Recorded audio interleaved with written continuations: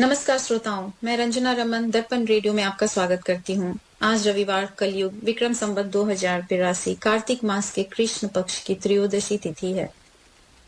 दर्पण रेडियो के सभी श्रोताओं को रंजना रमन का सप्रेम नमस्कार। अब सुनिए इस सप्ताह के समाचार।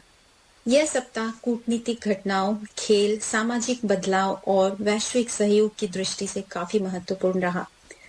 भारत की प्रमुख खबरें इस प्रकार हैं। बिहार चुनाव में एनडीए का सीट बंटवारा तय। बिहार विधानसभा चुनाव के लिए राष्ट्रीय जनतांत्रिक गठबंधन एनडीए ने सीटों का बंटवारा कर लिया है। बीजेपी और जेडीयू 101 सीटों पर चुनाव लड़ेगी। चिराग पासवान की लोक जनशक्ति पार्टी, जीतन राम मांझी की एचएएम और उपेंद्र कुशवाहा की आरएलएसपी को भी सीटें दी गई है। यह बंटवारा एनडीए की एकजुटता और चुनावी रणनीति को मजबूती देने के लिए किया गया है। पटना में व्यापारियों को एनडीए को समर्थन। Confederation of all India traders CAIT ने पटना में आयोजित एक सम्मेलन में एनडीए को पूर्ण समर्थन देने की घोषणा की है। व्यापारिक समुदाय ने कहा है कि वो स्थिर सरकार और व्यापारिक सुरक्षा के पक्ष में है। यह समर्थन चुनावी समीकरणों को प्रभावित कर सकता है। पुणे में एनडीए कैडेट की संदिग्ध मौत। राष्ट्रीय रक्षा अकादमी एनडीए में एक कैडेट की रहस्यमयी मौत के बाद विवाद खड़ा हो गया है। मृतक के परिवार ने रैगिंग और संस्थान की लापरवाही के गंभीर आरोप लगाए हैं। मामले की जांच शुरू हो चुकी है और रक्षा मंत्रालय ने रिपोर्ट मांगी है। आईआरसीटीसी घोटाले में कोर्ट की सख्ती। आईआरसीटीसी घोटाले में लालू प्रसाद यादव की पेशी के दौरान कोर्ट ने व्हीलचेयर पर उपस्थित होने को लेकर सवाल उठाए। कोर्ट ने कहा कि कानून सबके लिए समान है और मामले की सुनवाई में पारदर्शिता होनी चाहिए।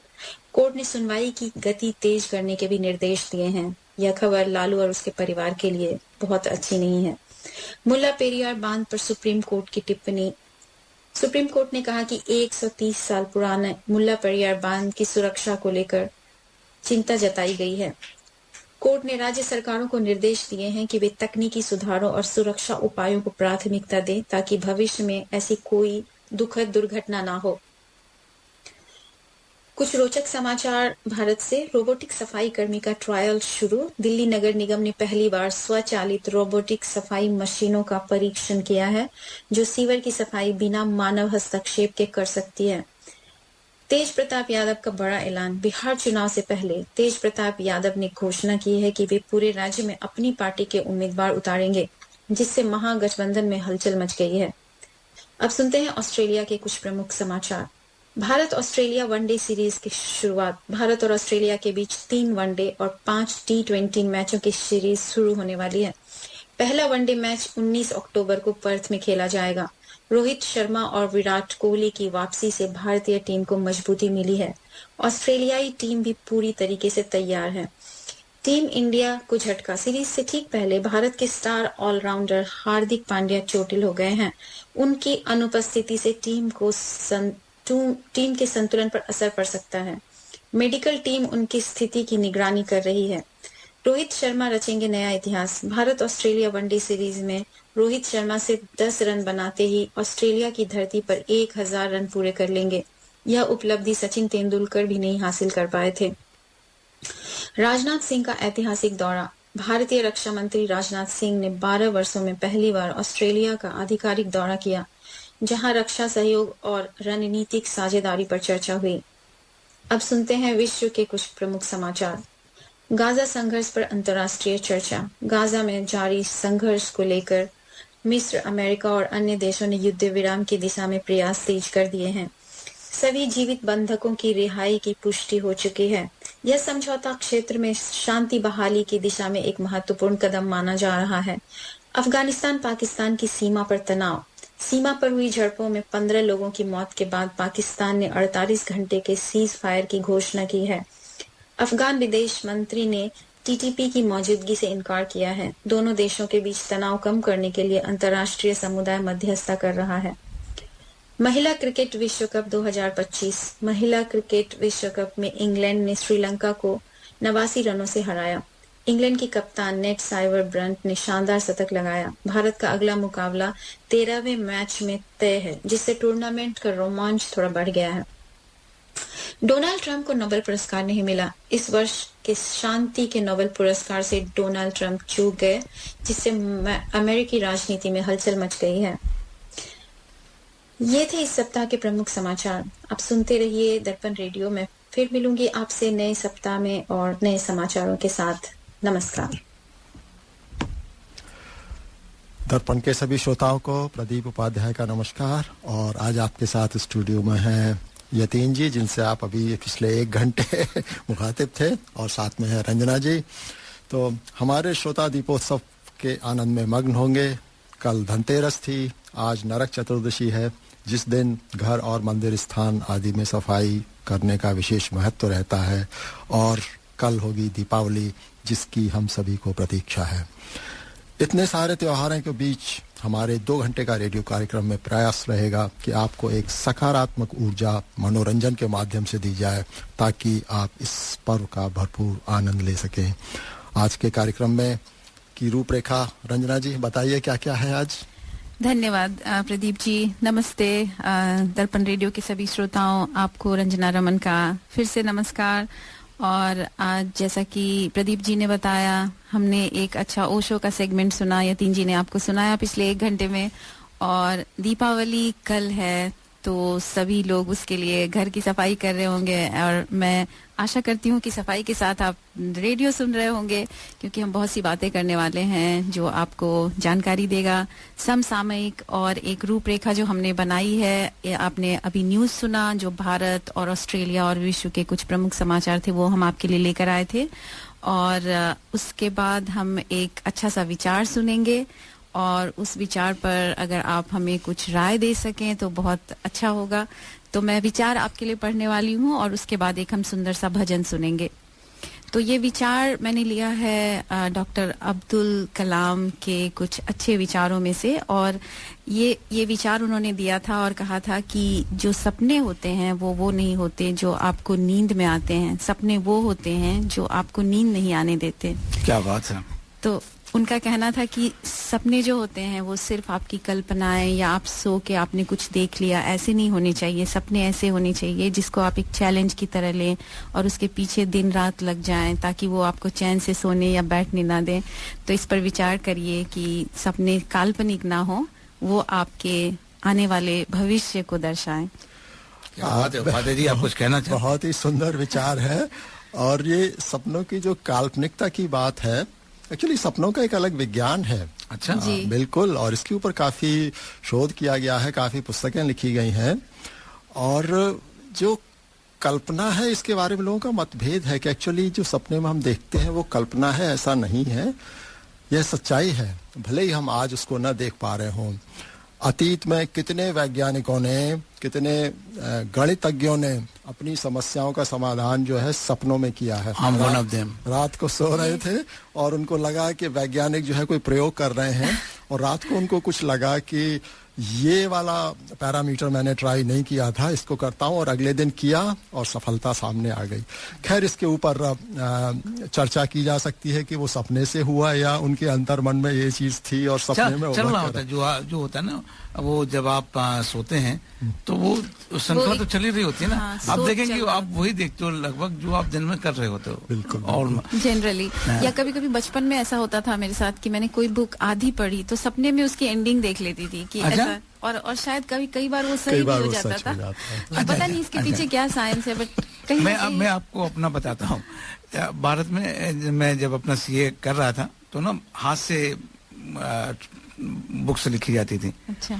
तो ट्रायल बैलेंस, आप तो आज के लोग तो नहीं समझेंगे, हाथ से हम ट्रायल बैलेंस बनाते तो उसको रिकंसाइल। तो टाइपराइटर भी नहीं हुआ करता था? टाइपराइटर थे आपको, लेकिन वो हाथ से होता था। अच्छा। मतलब हाँ, तो उसमें ना ट्रायल बैलेंस मिलना, वो डेबिट क्रेडिट का टोटल बराबर होना चाहिए। अगर नहीं हुआ तो सब बेकार है।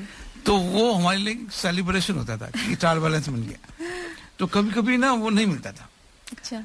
और कई बार मेरे साथ में ऐसा हुआ कि सपने में मैंने सॉर्ट आउट किया first thing in the morning office, और वो ये वाली एंट्री मिसिंग है, इसको जोड़ दो तो सारा काम हो जाएगा। मतलब मैं जेन्युइन बात बता रहा हूँ। Basically you give a rethought to whatever happened. हाँ, वो नहीं, वो चलता रहता है। और एक और मैं एक्चुअली करता हूँ, मैं मेरे जो बेड के साइड में टेबल होती है उसमें मेरा पेन और पेपर रखा होता है हमेशा। मैं किधर भी, इवन होटल में भी मैं होता हूँ, और मैं सपने बहुत देखता हूँ, अब अगर आप I am very honest with you, और मैं लिख लेता हूँ। मेरा ये मानना है कि आपने अगर सपनों को लिख लिया तो फिर वो सपना नहीं रह जाता है। बिल्कुल, तो बहुत ही प्रेरक विचार यतीन जी। और चलिए आज के विचार पर सुंदर चर्चा के बाद समय है भजन का। और आज का भजन भी यतीन जी मैं एक विशेष प्रयोजन के साथ लाया हूँ, क्योंकि पिछले दिनों आजकल जैसे बिहार के चुनाव जो हैं वो चर्चा में हैं, और इस बार जो है वो एक हमारी सिंगर हैं और यंग आइकॉन है, मोदी जी ने उनको अवार्ड भी दिया है, मैथिली ठाकुर। वो बहुत सुंदर भजन गाती हैं। उनका भजन पहले भी कई बार हमने रेडियो पर सुनवाया है। इस बार उनको जो है राजनीति में आने का अवसर मिला है, और उनको बिल्कुल 20-22 साल 24 साल से ज्यादा, बिल्कुल एक सफलता का बिल्कुल रोल मॉडल इसको कह सकते हैं। बिल्कुल एक गरीब फैमिली से आते हैं वो लोग, जहाँ मतलब सुबह शाम खाने का ही बस इंतजाम था, इससे अधिक नहीं था। और उन्होंने यहाँ तक अपनी पहचान बनाई है, और एक अब राष्ट्रीय नहीं बल्कि मैं तो उनको अंतर्राष्ट्रीय आइकॉन मानता हूं, क्योंकि भारत के बाहर भी उनको लोग जानते हैं और उनको सुनते हैं। उनके भजन को यूट्यूब पर उनके फॉलोअर्स बहुत हैं। तो उनकी सफलता के लिए बेसिकली शुभकामनाएं कि उन्होंने नया कदम उठाया है, राजनीति में रखा है, कुछ परिवर्तन करके दिखाएंगे भारत में, ऐसी अपेक्षा है। यंग हैं, उनकी भावनाओं को और उनकी समस्याओं को समझेंगे, जैसा उन्होंने अपने इंटरव्यू में बताया था। तो उन्हीं का एक सुंदर चीज उपाध्याय जी की अब ये भी देखो कि जो पार्टी ने उनको चूज करा है, ये भी एक नई एक वो है, एक फ्रेश एयर है, एक कि ऐसी जैसे आपने कहा कि इतनी गरीब लड़की यंग। और उसने एक और चीज जो प्रेरणादायक है कि इतने सारे एक्सपोजर, ऐसे शो ऑफ, मॉडलिंग, बट उसने अपना डेडिकेशन एक तरफ रखा कि नहीं, मैं भजन के लिए हूँ, तो मुझे काफी फोकस्ड रहा। तो दैट इज ऑल्सो। और फोक सॉन्ग भी है, जो गीत लोकगीत है वहाँ के, लोकगीत और भजन जो काफी जो मिथिला के जो गाने हैं। हालांकि ये कहना भी जल्दबाजी होगी, लेकिन जितना मैंने उनको देखा है बातचीत में, शालीनता, उनके पहनावे में बिल्कुल भारतीय परंपरा और बिल्कुल संस्कृति का बिल्कुल समावेश है। तो एक बहुत अच्छा संतुलन मुझको लगता है, और आशा है उनसे कि एक नई दिशा जो है हमारे यूथ जो है उनको देखकर फॉलो करेंगे। तो चलिए, जैसा दिवाली है, श्रोताओं आप भी अपने विचार बताइएगा कि आप क्या सोचते हो मैथिली ठाकुर के बारे में।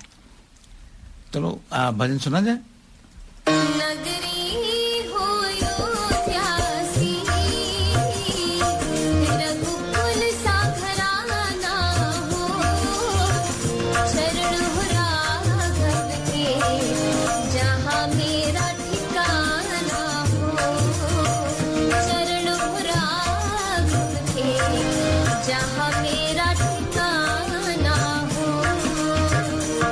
लक्ष्मण सा भाई हो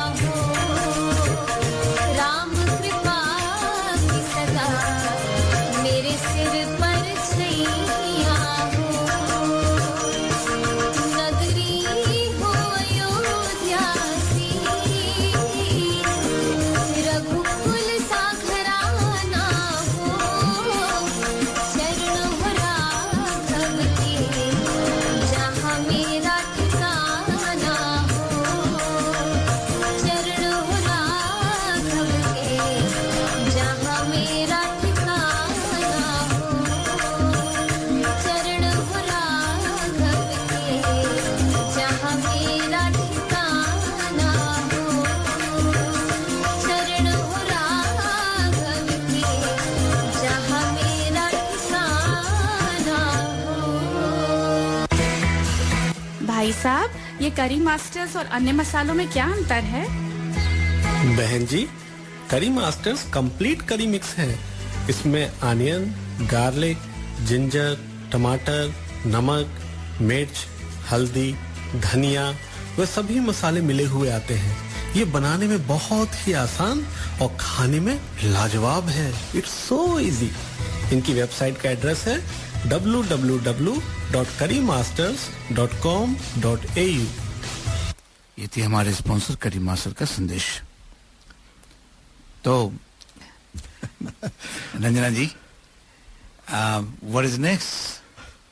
सो हमारा जो अगला गाना है वो यतीन जी हमने एक काफी पॉपुलर मूवी से लिया है, दिलवाले दुल्हनिया ले जाएंगे। It was not just a romantic movie, ये काफी पॉपुलर हुई थी और कई सिनेमाघर ऐसे थे जिसमें 25 सालों तक ये लगातार चलती रही थी।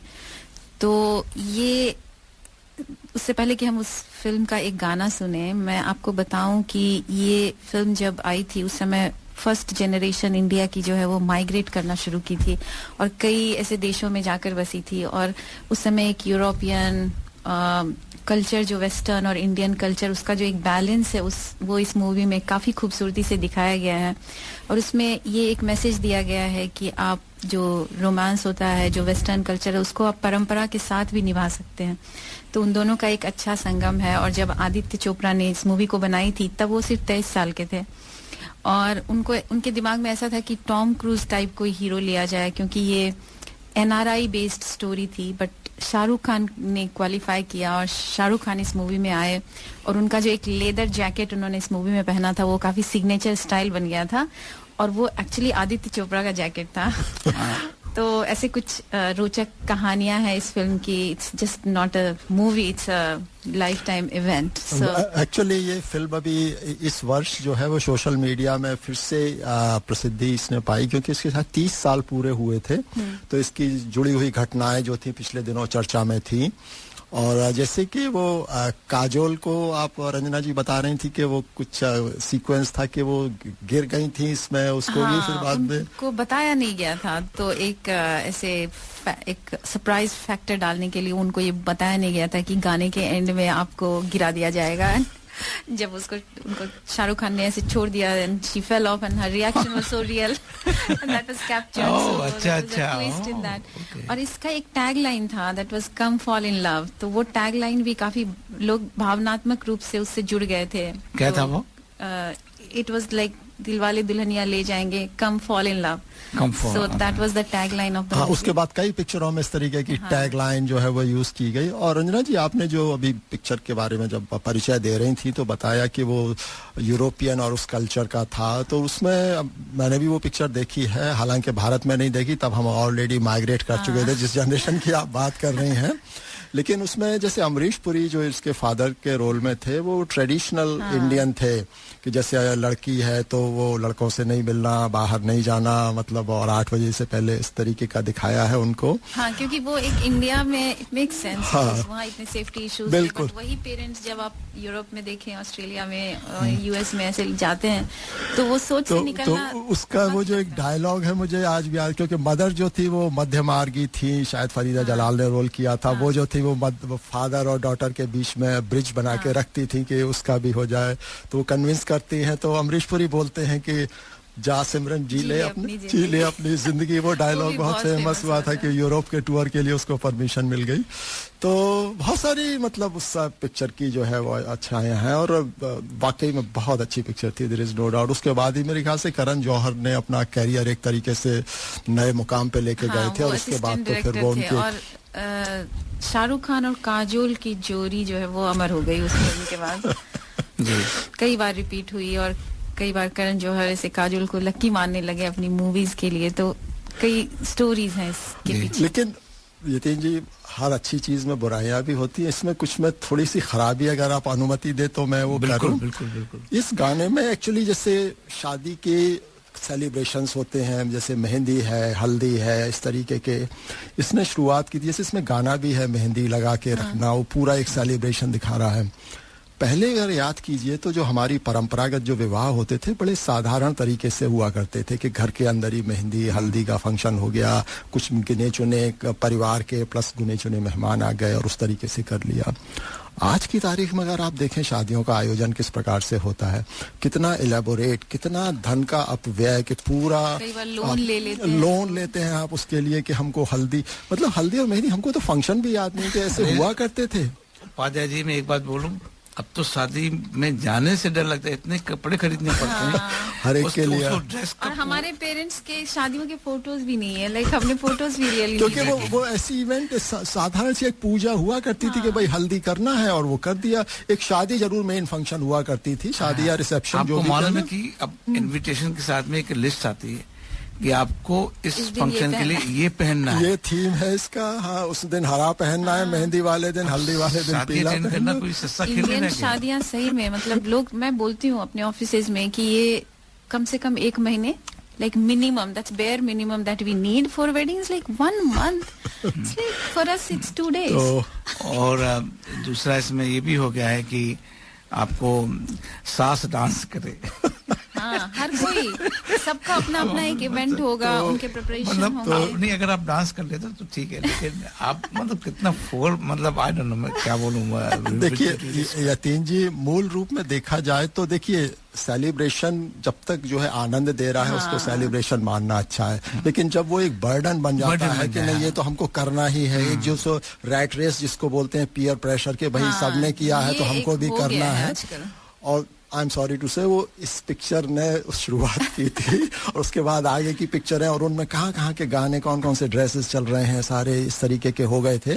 और वो एक तरीके से चूंकि साहित्य समाज का दर्पण होता है तो पिक्चरों में ऐसा देखते हैं तो बच्चे भी अपने पेरेंट्स से कहते हैं, जो रिच पेरेंट्स होते हैं वो फुलफिल कर देंगे, हाँ चलो ठीक है पैसा खर्च करना है चलो करते हैं, लेकिन जो बेचारे नहीं कर पाते फिर उनके ऊपर दबाव बनता है और तनाव हो जाती है, एक्स्ट्रावेगेंट हो गई है। आपको मालूम है कि अभी ऐसे हो गया कि इस तरह के टूरिज्म, जैसे कोई लोग बाहर के जाते हैं, उनको भारतीय शादी अटेंड करनी है तो उनका चार्ज है 10-15 हजार रुपए वो देते हैं and they attend that wedding. समझे नहीं समझे? कमर्शियलाइजिंग। तो जैसे कि मान लो कोई मार्क स्मिथ है, वो इंडिया जा रहा है, उसको अपना टूर करना, फिर उसको एक शादी अटेंड करनी है, मन है उसका कि शादी कैसी होती है देखना चाहता तो वो उसका 15,000 रुपए कुछ ऐसे देगा। आप जाइए अच्छा, उससे मुझे याद आया यतीन जी कि एक इवेंट होता है जो फेक मैरिजेस आजकल ऐसे होती है कि वो शादियां नहीं होती है लेकिन वो शादियों जैसा अरेंज होता है। वही उसमें आप आओ, यू टेक द फीलिंग कि शादियां हो रही है, you just enjoy the event as in just the commercial thing. जैसे शूटिंग होती है उस तरीके का हो रहा है, आपने खिंचाया, आपने भी डांस करा, सब कुछ होगा, बस दूल्हा दुल्हन नहीं होगी, शादियां नहीं होगी। That's also a thing. ब्राह्मण का वो 7 फेरे भी करा रहा है, सब कुछ करा रहा है। चलिए श्रोताओं को कहाँ से शुरुआत हमने की थी, इतना सुंदर रोमांटिक गाने की भूमिका बना रहे थे हम लोग और हम जो है सामाजिक समस्याओं की चर्चा करना शुरू कर। तो यतीन जी चलिए श्रोताओं को बिना प्रतीक्षा किए गाना सुनवाते हैं।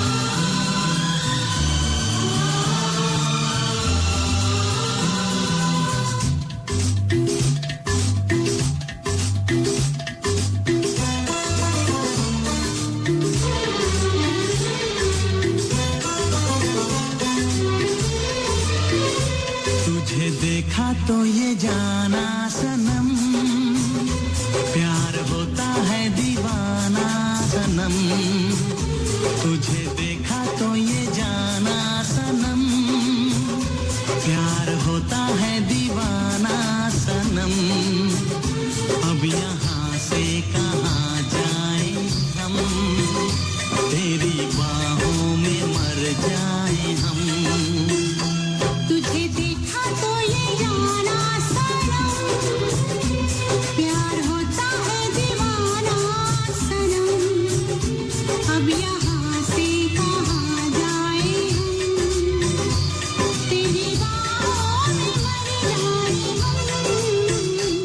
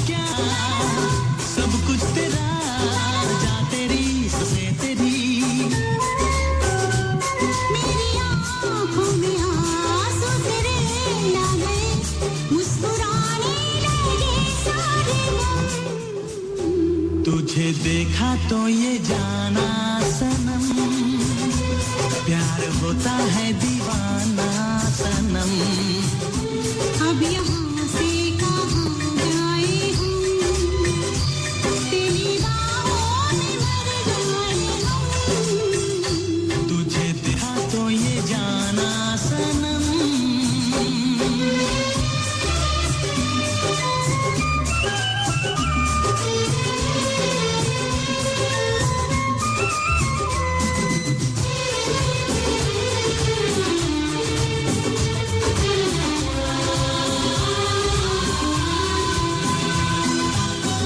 ये दिल कहीं लगता नहीं क्या कहूँ मैं क्या करूँ हाँ तू सामने बैठी रहे मैं तुझे देखा करूं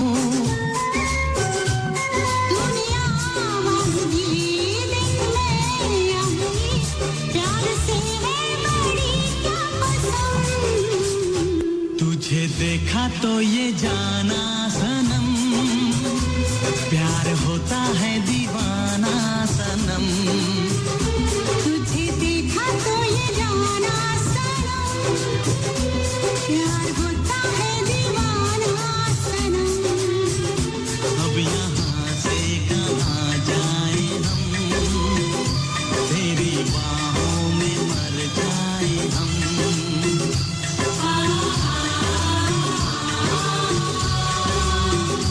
तेरी बाहों में मर जाए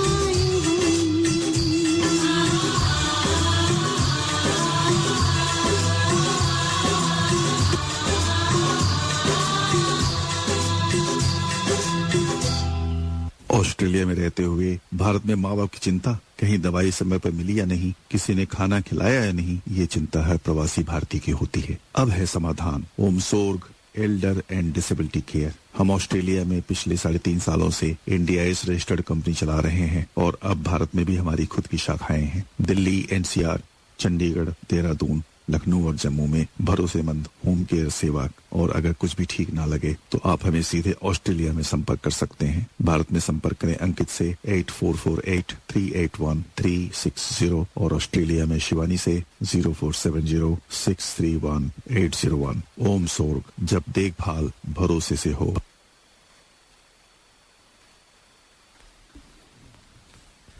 तो पर जी हमारे नेक्स्ट सेगमेंट है, आपने दिलवाले दुल्हनिया का तो कर दिया है दिवाली पे। बिल्कुल आशा करते हैं श्रोताओं को ये सिग्नेचर सॉन्ग जो कि इतने दिनों से धूम मचा रहा है और ऑल टाइम सुपरहिट कहलाता है, बिल्कुल उसको आनंद लिया होगा। और चूंकि दिवाली का माहौल चल रहा है तो कुछ अनाउंसमेंट हैं और वो भी हम श्रोताओं को सुनाते जाएंगे कि दिवाली तो कल है लेकिन सिडनी में दिवाली का सेलिब्रेशन जारी रहेगा। और अगर आपको इस सेलिब्रेशन का हिस्सा बनना है तो अगले रविवार आपके लिए मौका है।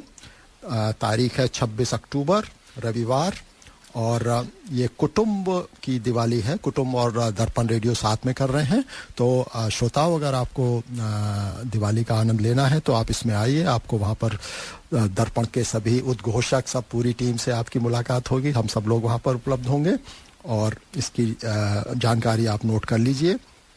लोकेशन है हार्वी लो पवेलियन, कैसल हिल, और समय है शाम को 4:30 बजे से लेकर 9 बजे तक फंक्शन चलेगा और इसमें कल्चरल प्रोग्राम्स होंगे। और ख़ास चीज़ ये है कि ये फ्री इवेंट है, हम लोग जॉइंटली स्पॉन्सर कर रहे हैं। वहाँ पे आपको फूड मिलेगा और बिल्कुल एक बहुत ही परिवार के लिए बहुत ही अच्छा है। अपने छोटे बच्चों, फूड तो लेना होगा या फूड भी उसमें? फूड भी फ्री है sir, it's more than free. क्या बात है। तो अपने जो यंग माइग्रेंट्स हैं उनको मैं इनकरेज करूंगा कि वो लोग अपने बच्चों को, छोटे बच्चों को लेके आए। उनको पता चलना चाहिए कि यहाँ पे फेस्टिवल्स जो है वो कैसे होते हैं और इस तरीके का। तो रंजना जी, आप तो शायद उस दिन व्यस्त हैं, आपने कुछ बताया था कि एक्चुअली एक रीजनल फेस्टिवल है, बिहार झारखंड में ज्यादातर होता है, ये यूपी के भी कुछ। अब वो रीजनल नहीं है, छठ को जो है पूरे विश्व पटल पर मान्यता मिली हुई है। तो वो शुरू हो रहा है उस रविवार, खरना पूजा से शुरुआत होती है छठ की। तो मैं इस बार फास्ट कर रही हूँ। तो लास्ट ईयर मैं अपने जो होम टाउन है वहाँ पर की थी और इस साल मैं यहाँ करूंगी, तो मुझे फर्स्ट टाइम यहाँ पे कर रही हूँ, तो थोड़ा सा, और उस दिन मेरा फास्ट भी रहेगा। तो नहीं, वो फास्ट काफी टफ फास्ट होता है, बट हम फिर भी आशा करेंगे, चूंकि आप आयोजक मंडल की ओर से हैं, तो अगर समय निकले तो अवश्य आइएगा। और बाकी यहाँ श्रोता लोग आप आइएगा, और अधिक जानकारी चाहिए तो आप राज गर्ग जी से या दर्पण टीम के किसी भी सदस्य से आप संपर्क स्थापित कर सकते हैं। आपको अतिरिक्त जानकारी चाहिए तो उसके लिए तो आशा करते हैं आप सब लोगों से मुलाकात होगी अगले रविवार संडे के कार्यक्रम में। आइए तो कार्यक्रम को आगे बढ़ाते हैं। और रंजना जी, एक मैंने पिछले दिनों एक नई टर्म से मेरा वास्ता हुआ और मैंने वो टर्म कभी सुनी नहीं थी, ऐसी सोशल मीडिया पे पढ़ रहा था, 5 पॉकेट सिंड्रोम।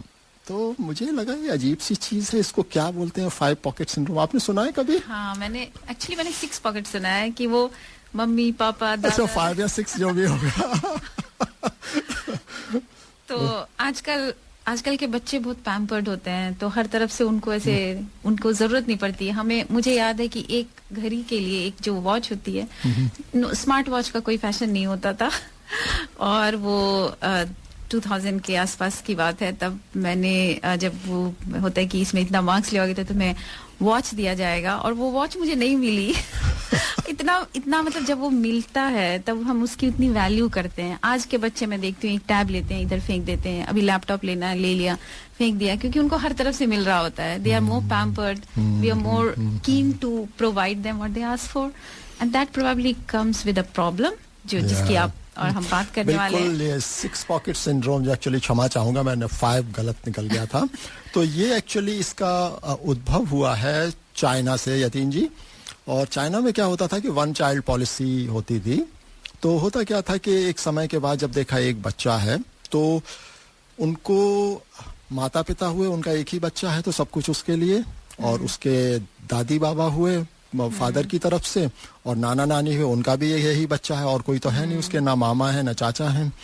तो 6 लोग जो हैं वो उनका पैम्परिंग हुआ करता था कि बच्चे को जो चाहिए समय से पहले लाके उसको दे दो। उसने फरमाइश की और अगले दिन पूरी हो गई, अगर इसने नहीं की तो दूसरे ने पूरी कर दी। और बच्चे उसका एडवांटेज उठा दे कि मुझे, जैसे आपने घड़ी मांगी कि मुझे घड़ी चाहिए, पापा ने कहा नहीं बेटा महंगी है, तो उसने नाना जी से कहा कि अच्छा आप दिलाइए, उन्होंने कहा लो बेटा। तो इससे क्या होता है कि बच्चे जो है वो अनुशासन की कमी और इस तरीके से बिगड़ जाते हैं। और इसका संदर्भ और इसका उदाहरण, एक्चुअली इसका जिक्र जो आया था वो आया था अभी पिछले हफ्ते अमिताभ बच्चन का बर्थडे है, तो उस पर 11 अक्टूबर को उनका बर्थडे हुआ था। तो हम एक्चुअली उनके बर्थडे के बारे में एक जया जी ने उनको कैसे विश किया था, कौन बनेगा करोड़पति का एक शो चल रहा है, तो उसमें एक बच्चा आया था, 10 साल का बच्चा था, और वो उसने कुछ सवाल पूछे, और वो जो था उसका मैंने वीडियो देखा तो मुझे कुछ बालक में उद्दंडता दिखाई दी। मतलब एक चंचलता एक अलग चीज होती है, लेकिन जब सीमा से अधिक बढ़ती है तो फिर वो उद्दंडता हो जाती है। तो वो जैसे सामान्य तरीके से होता है कि अमिताभ बच्चन पहले बताते हैं कि नियमावली बताते हैं कि भैया ये नियम है, तो उसने कहा कि नहीं मुझे बताने की कोई जरूरत नहीं है, डोंट वेस्ट टाइम। और रंजना जी आपने तो देखा है क्या क्या था उसमें? मुझे तो वही मैं देख रही थी और फिर मैंने थोड़ा विश्लेषण किया उसका। तो एक मनोवैज्ञानिक हैं रूपा राव, उन्होंने ऐसा लिखा है कि वो बच्चा जब वो शुरू होता है वो कहता है कि आप मुझे नियम मत बताओ, मुझे समझाना मत शुरू करो, मुझे मालूम है।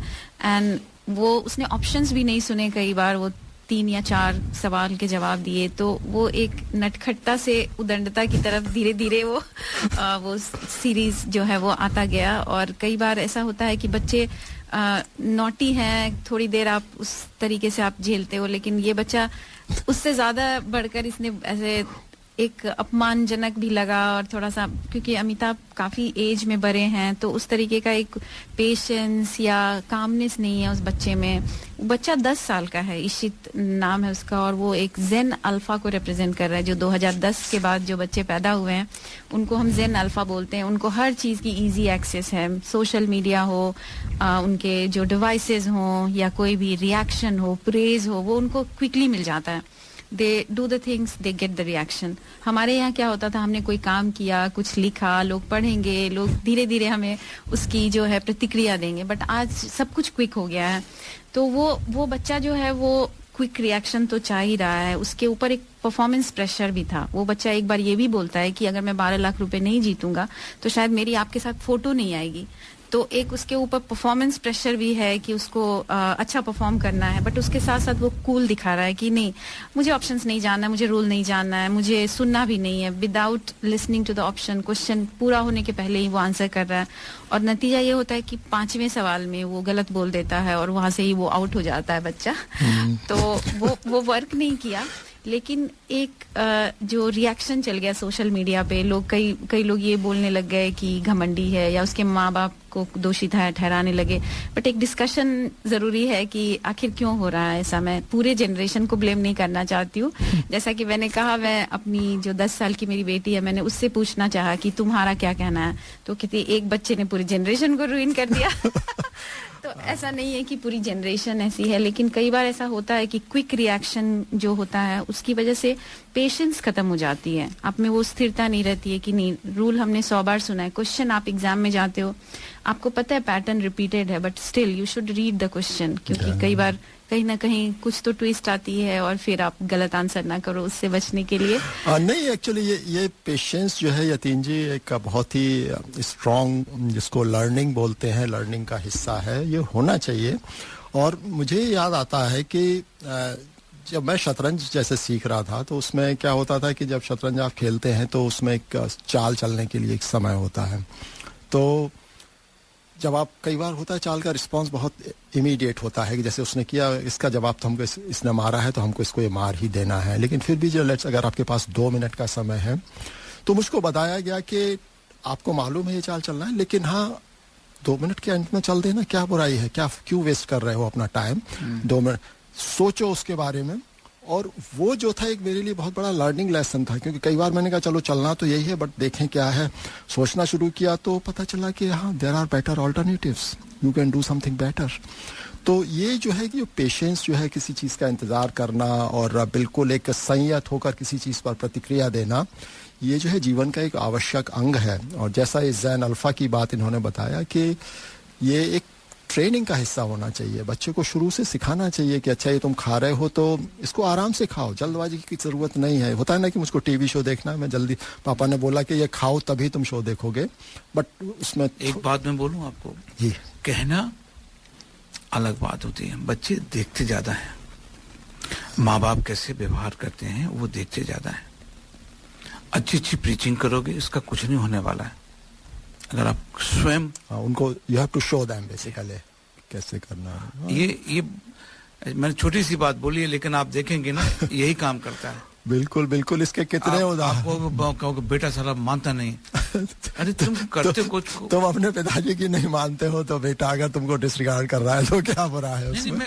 ये आपने एक बात, जैसे आप अपने माँ बाप का वो देखभाल करते हो, जैसे उनको सम्मान करते हो, बुढ़ापे में है आप कैसे अपने माँ बाप को ट्रीट कर रहे हो, वो देख रहा है। कल को वही आपको मिलने वाला है।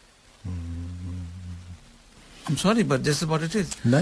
आप प्रीचिंग बड़ी अच्छी करते रहो कि ऐसे करना चाहिए, वैसे करना चाहिए, लेकिन ऐसे कुछ नहीं होने वाला है। तो नहीं, चलिए, ज़ैन अल्फा पे बहुत अच्छी चर्चा है। रंजना जी आपका धन्यवाद। और चूंकि अमिताभ बच्चन का जन्मदिन का था पिछले सप्ताह, और तो केबीसी पर ही यतीन जी अमिताभ बच्चन के जन्मदिन का जो था सेलिब्रेशन किया गया, और जया जी और उनका परिवार, अभिषेक बच्चन, सब लोग वहां आए हुए थे। तो उनके जन्मदिन के अवसर पर उनका कोई गाना सुनाए, उससे बेहतर मैं समझता हूं कि उनको कैसे विश किया गया वो हम श्रोताओं के साथ साझा करें। हालांकि सोशल मीडिया पे बहुत से लोगों ने देखा होगा, लेकिन हम चाहते हैं कि एक पारिवारिक माहौल में किस तरीके से जन्मदिन का उत्सव होता है। तो चलिए श्रोताओं को सुनवाते हैं।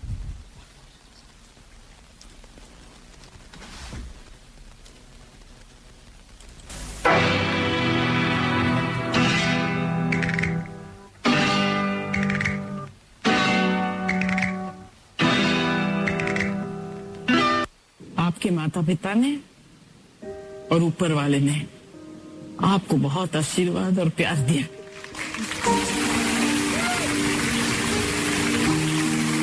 सिर्फ यहाँ बैठे बुद्धिजीवी जो आपको प्यार करते हैं, मगर बहुत से ऐसे लोग जो इस स्टूडियो के बाहर भी हैं जो आपसे बेइंतहा प्यार करते हैं, और उन सब की तरफ से, परिवार की तरफ से आपको जन्मदिन की बधाई देना चाहूंगी और जैसे हमारे परिवार में प्रथा है हम लोग हैप्पी बर्थडे नहीं गाते हैं। हमारे ससुर जी ने कहा था कहो हर्ष नव वर्ष नव जीवन प्रद।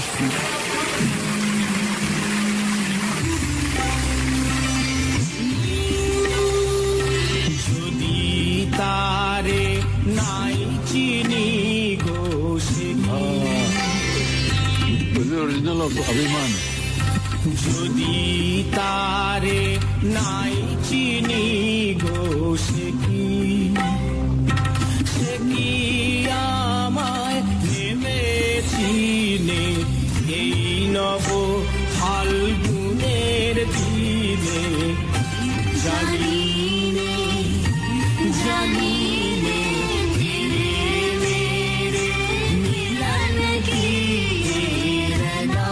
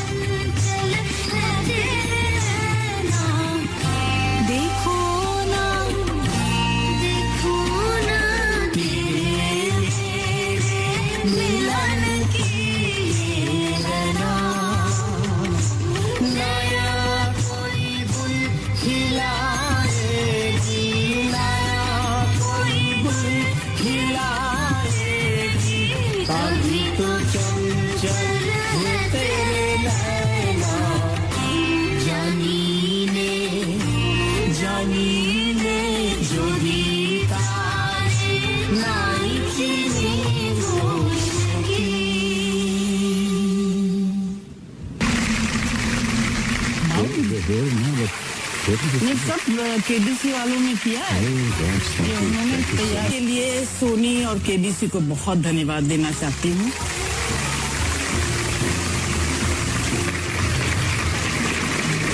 उन्होंने इस आज के इस वक्त को बनाने में हम लोगों का बहुत साथ दिया। और मैं सबको बता दूं पिछले 6 हफ्तों से इसकी प्लानिंग चल रही है और इन्हें कानो खबर नहीं है कि निकल गए, जल्दी गाड़ी में बैठ के निकल आए, दूसरी रास्ते से यहाँ पहुंचे, चुपचाप पीछे जाके तैयार हो गए और हम लोग छिपे हुए हैं। और फिर शाश्वत जी इतना अच्छा खेले, हमें लगा कि अपना नंबर आना ही वाला नहीं है। करी मास्टर ने कंप्लीट करी मिक्स बनाया, फिर उसको घर घर में देखो पहुंचाया, घंटों की कुकिंग को मिनटों में कर दिखाया। वाह वाह वाह बढ़िया खाना बन के आया। करी मास्टर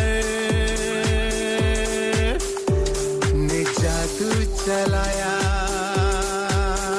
करी मास्टर ने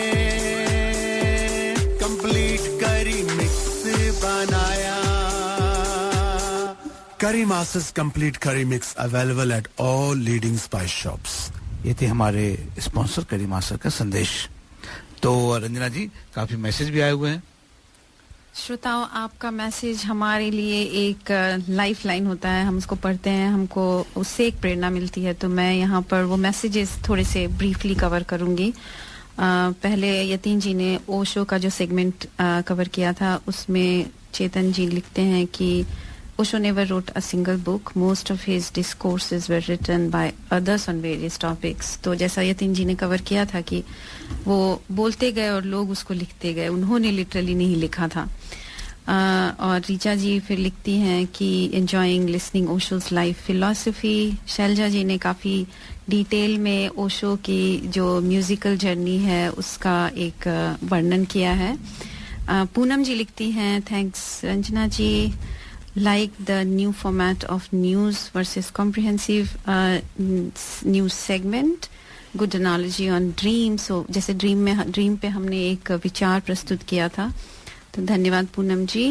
प्रदीप सिन्हा जी लिखते हैं, रंजना जी के द्वारा विस्तृत समाचार, शिक्षाप्रद विचार और मधुर भजन. Thank you Pradeep ji. शैलजा जी ने लिखा है, बहुत सुंदर विचार, जो सुखद कल्पना वो स्वप्न नींदें उड़ा देते हैं वही साकार होते हैं. बहुत अच्छा कहा है शैलजा जी ने. जो हमने वेडिंग के ऊपर बात की थी, extravagant marriages that are happening in India, तो चेतन जी उस पर चेतन शाह जी लिखते हैं कि talking about weddings, my both sons got married in Sydney. It took me 9 months to arrange the wedding, from selection of the venue, booking accommodation for overseas guests, decoration contractor, catering, DJ, reception. We can understand चेतन जी.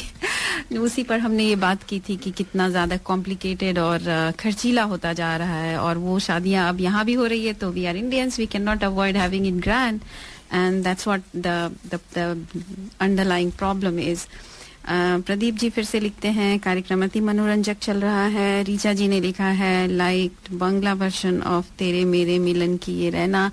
ये मुझे भी काफी अच्छा लगा क्योंकि मैंने ये गाना नहीं सुना था, बंगला वर्जन, इसका हिंदी वर्जन सुना था. धन्यवाद ऋचा जी. और ये वही अमिताभ बच्चन का पिछले सप्ताह जो था जन्मदिन था, तो उस पर हम सोच रहे थे कुछ खास इस बार करें, क्योंकि इस सप्ताह की जो करंट इवेंट्स होती हैं उनको करते हैं. तो चलिए, धन्यवाद, आप लोगों को पसंद आया.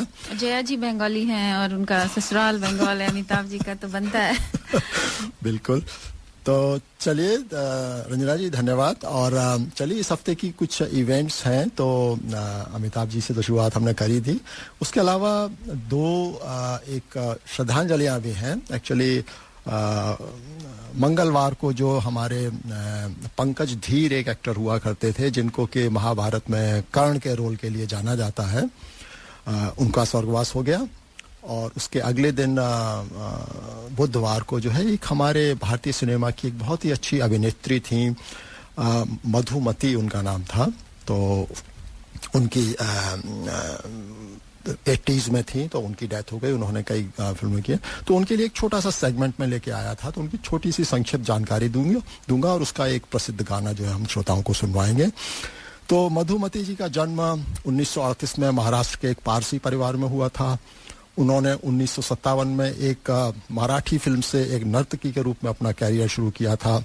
वह भरतनाट्यम, कथक, मणिपुरी और कथकली की प्रशिक्षित नर्तकी थी. जो लोग नहीं जानते उनकी जानकारी के लिए बता दें कि मधुमती ने आंखें, शिकारी, तलाश, मुझे जीने दो, टावर हाउस जैसी फिल्मों में अभिनय किया था. उनका विवाह हिंदी फिल्मों के कोरियोग्राफर नर्तक दीपक मनोहर से हुआ था, जो उस समय के एक प्रतिष्ठित नर्तक थे. भारतीय सिनेमा में अविस्मरणीय छाप छोड़ने वाली दिग्गज अभिनेत्री और कुशल नृत्यांगना मधुमती का पिछले दिन 15 अक्टूबर को 87 वर्ष की आयु में निधन हो गया. हिंदी फिल्म दर्शकों से मधुमती को न केवल पर्दे पर उनके उल्लेखनीय अभिनय के लिए, बल्कि नृत्य में उनकी सुंदरता और निपुणता के लिए भी जाना जाता है. मधुमती का चेहरा मोहरा और नृत्य शैली काफी कुछ हेलन से मिलती थी, और कई बार दर्शक उनको हेलन समझ लेते थे. अक्षय कुमार ने भी मधुमती के निधन पर श्रद्धांजलि दी है और कहा है कि आप मेरी सर्वप्रथम गुरु थीं, और जितना भी नृत्य में जानता हूँ वह मैंने आपके चरणों में रहकर ही सीखा है. उनके कुछ यादगार गीत हैं. मेरे हुजूर फिल्म से झनक झनक तोरी बाजे पायलिया, फिल्म तलाश का टाइटल सॉन्ग तेरे नैना तलाश करें जिसे वो है तुझी में कहीं दीवाने. दर्पण परिवार की ओर से भी श्रद्धांजलि स्वरूप प्रस्तुत है उनका ये गीत, जिसका संगीत दिया है ओपी नैयर ने. गीतकार है अजीज कश्मीरी और आवाज है आशा भोसले और मीनू पुरुषोत्तम की. इस गाने में हेलन और मधुमती ने साथ नृत्य किया है. ओपी नैयर का संगीत है तो कुछ ना कुछ खास तो इसमें होना ही चाहिए.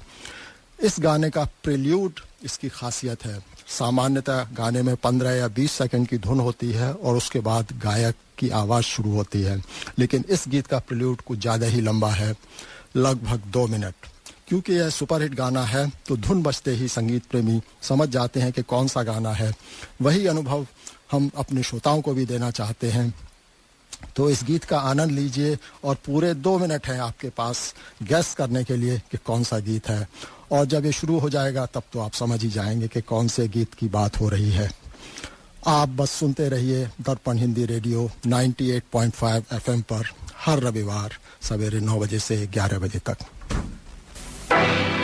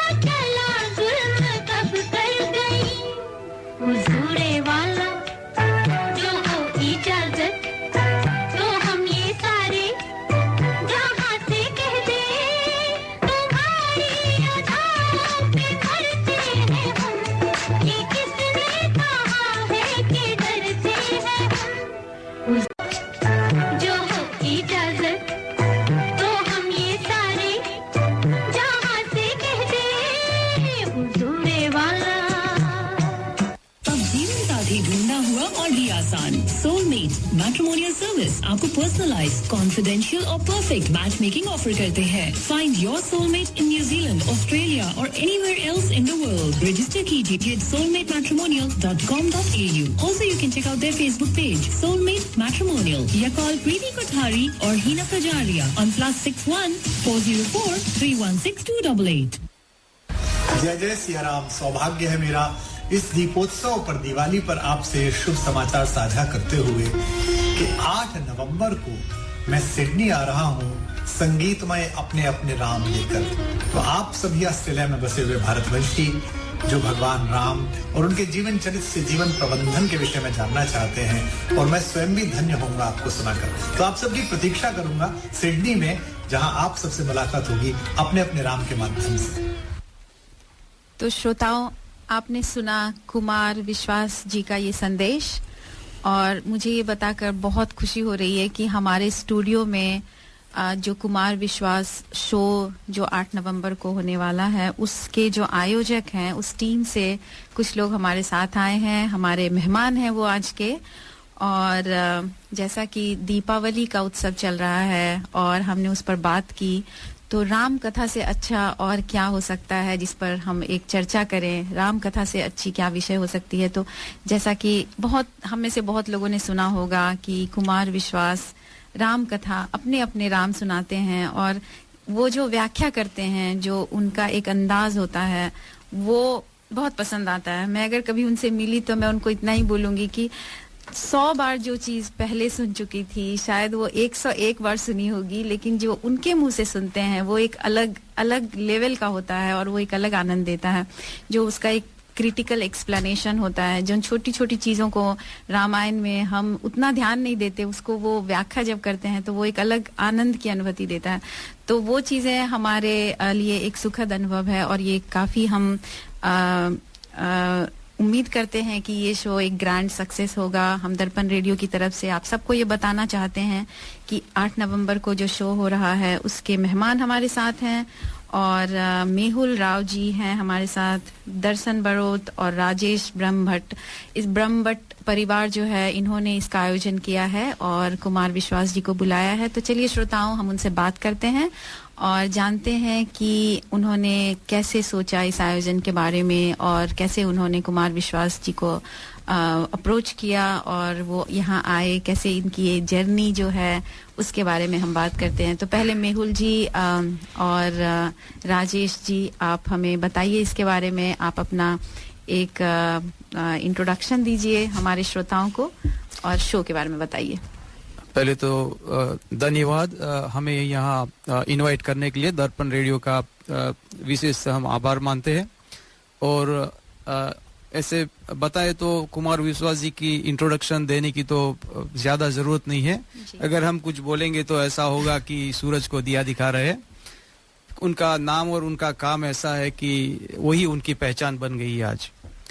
और हमारा भी बहुत बड़ा सौभाग्य है कि वो आज हमारे साथ जुड़ करके यहाँ सिडनी में पधार रहे हैं, और जिसके लिए मैं श्रेय देता हूँ चिराग बारोट, जो कि खोडल फैमिली ट्रस्ट का मैनेजिंग ट्रस्टी है। और इन्होंने ये सारा अप्रोच कर करके और कुमार विश्वास जी की टीम से तकरीबन 6-7 महीने से वो कांटेक्ट में थे, और इसके बाद ये मुमकिन हो पा रहा है।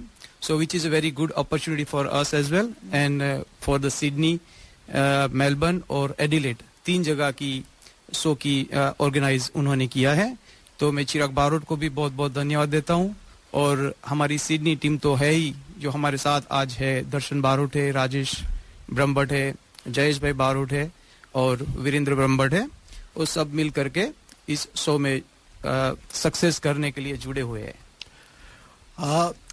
कुमार विश्वास जी यहाँ सिडनी में पहले भी आ चुके हैं, जहाँ तक मुझे याद है 7-8 वर्ष पहले इनका एक शो हुआ था। हाँ, तो तब मैं दुर्भाग्यवश उसमें नहीं जा पाया था, कुछ और काम आ गया था, लेकिन काफी सफल आयोजन वो रहा था। मगर पिछले 10 वर्षों में कुमार विश्वास जी ने एक बहुत लंबी छलांग लगाई है प्रसिद्धि के अगर दृष्टिकोण से देखा जाए तो। उस जमाने में एक सामान्य जैसे हिंदी के लेखक या कवि हुआ करते हैं वैसा था, लेकिन आज वो है एक आइकन है जिसको बोलते हैं, और अंतर्राष्ट्रीय स्तर के आइकन है। कुमार विश्वास को अगर आप गूगल पे सर्च करें तो 100,000 बेसिकली रिटर्न्स आते हैं कि इतना, तो इतनी प्रसिद्धि उनकी है। तो मैं उनको इस बार लाने के लिए मेरे ख्याल से काफी मतलब आसान नहीं रहा होगा, इतना मैं समझ सकता हूँ। तो अब बताइए उसको कि किस तरीके से आपने किया। सिडनी वासियों का सौभाग्य है कि वो यहाँ पे आ रहे हैं, क्योंकि इतने व्यस्त व्यक्ति का यहाँ पे शो हो, और बहुत बढ़िया बात है। वो भी दिवाली के आसपास, वो भी दिवाली के अवसर पर। हाँ, नहीं, आपकी बात सही है, क्योंकि जैसे आपने बताया कि 10 साल में कुमार विश्वास जी ने जो छलांग लगाई है, लाइक लोकप्रियता के मामले में बोले तो उस हिसाब से वो काफी बिजी भी है, और उनका जो राम कथा के बारे में जो अप्रोच है, जैसे वो एक्सप्लेनेशन देते हैं, रंजना जी ने बताया कि वो डिफरेंट लेवल का है, उनको सुनने का मजा ही कुछ और है। और उनकी व्यस्तता को देख करके हम जैसे 6 महीने से 7 महीने से उनको लाने का प्रयास कर रहे थे, और ये हमारा था कि अगर दिवाली के टाइम पे आए और राम कथा सिडनी वालों को, ऑस्ट्रेलिया वालों को सुनने को मिले, तो उससे बड़ा सौभाग्य की बात और क्या हो सकती है। तो मेन श्रेय तो मैं वही है कि चिराग बारोट जी को ही देता हूं कि उन्होंने अथाक प्रयत्न कर करके ये मुमकिन बनाया। उनकी टीम के, उनके मैनेजर से कंटिन्यूअस कांटेक्ट में रह करके ये मुमकिन बनाने का प्रयास किया, और होपफुली ये हो पाया, विच इज वेरी गुड। तो इस शो के बारे में किस जगह पे कर रहे हैं आप लोग सिडनी में? हाँ, जो ये राजेश जी उनके बारे में पूरी डिटेल आपको बता रहे हैं। अच्छा, सबसे पहले बहुत बहुत धन्यवाद यहाँ पर बुलाकर हमें जो ये अपॉर्चुनिटी दी है दर्पण स्टूडियो की तरफ से। सबसे पहले मैं ये बात बताना चाहता हूँ कि कुमार विश्वास जी, डॉक्टर कुमार विश्वास जी आपके दिल को छूते हैं। ये बात मैंने अनुभव की है। आप सुनते हैं, किसी माध्यम से सुन रहे हैं, यूट्यूब से सुन रहे हैं, या किसी मीडिया के माध्यम से सुन रहे हैं, जब आप उनको लाइव देखते हैं तो आप उनके दिल को छू सकते हैं, ऐसा मैंने अनुभव किया है। और मैं ये कहना चाहता हूँ कि स्पेशली यंग पीपल, बहुत बड़ी अपॉर्चुनिटी है। Do like it's biggest opportunity. आप एक बार सुनिए, मैं दिल से कह रहा हूँ। आप, हमारी जो कल्चर है, हमारी संस्कृति, सनातन धर्म, उनको इतनी खूबसूरती से उन्होंने बताया है, उतनी कहीं जाने की जरूरत नहीं है। पूरा समंदर छान के आपके सामने रजू करेंगे वो 3 घंटे के लिए। तो ये बहुत बड़ी अपॉर्चुनिटी है, और सबको ये मैं स्पेशली कह रहा हूँ कि आप ये लुत्फ उठाइए।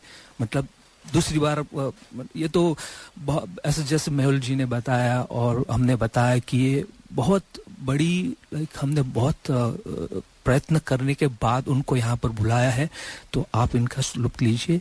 ये सिडनी है, सिडनी में एडिलेड, मेलबोर्न, सब जगह पर आ रहे हैं। तो नहीं, चलिए, और श्रोताओं की जानकारी के लिए हम बता दें कि ये जो 8 नवंबर को शो है, ये ब्लैक टाउन लीजर सेंटर में है, स्टैन होप सेंटर में है, क्योंकि हाँ जी। तो और इसकी अतिरिक्त जानकारी चाहिए तो वो हम अपने ग्रुप में भी पब्लिश कर देंगे, और इसके लिए मेहुल जी से आप बात कर सकते हैं, जिनका नंबर है 40401388077।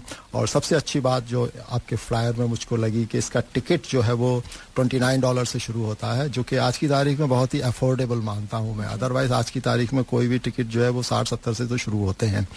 तो बिल्कुल कुमार विश्वास जैसी शख्सियत को सुनना, और इतना सस्ता टिकट है, तो आयोजक निश्चय ही धन्यवाद के पात्र हैं कि उन्होंने इतना सुंदर आयोजन किया है, और इस तरीके से सिडनी के श्रोताओं के लिए। मैं बात कहना चाहता हूँ प्रदीप जी की जो कुमार विश्वास जी का जो ऑडियंस है ना, वो यंग लोगों का है।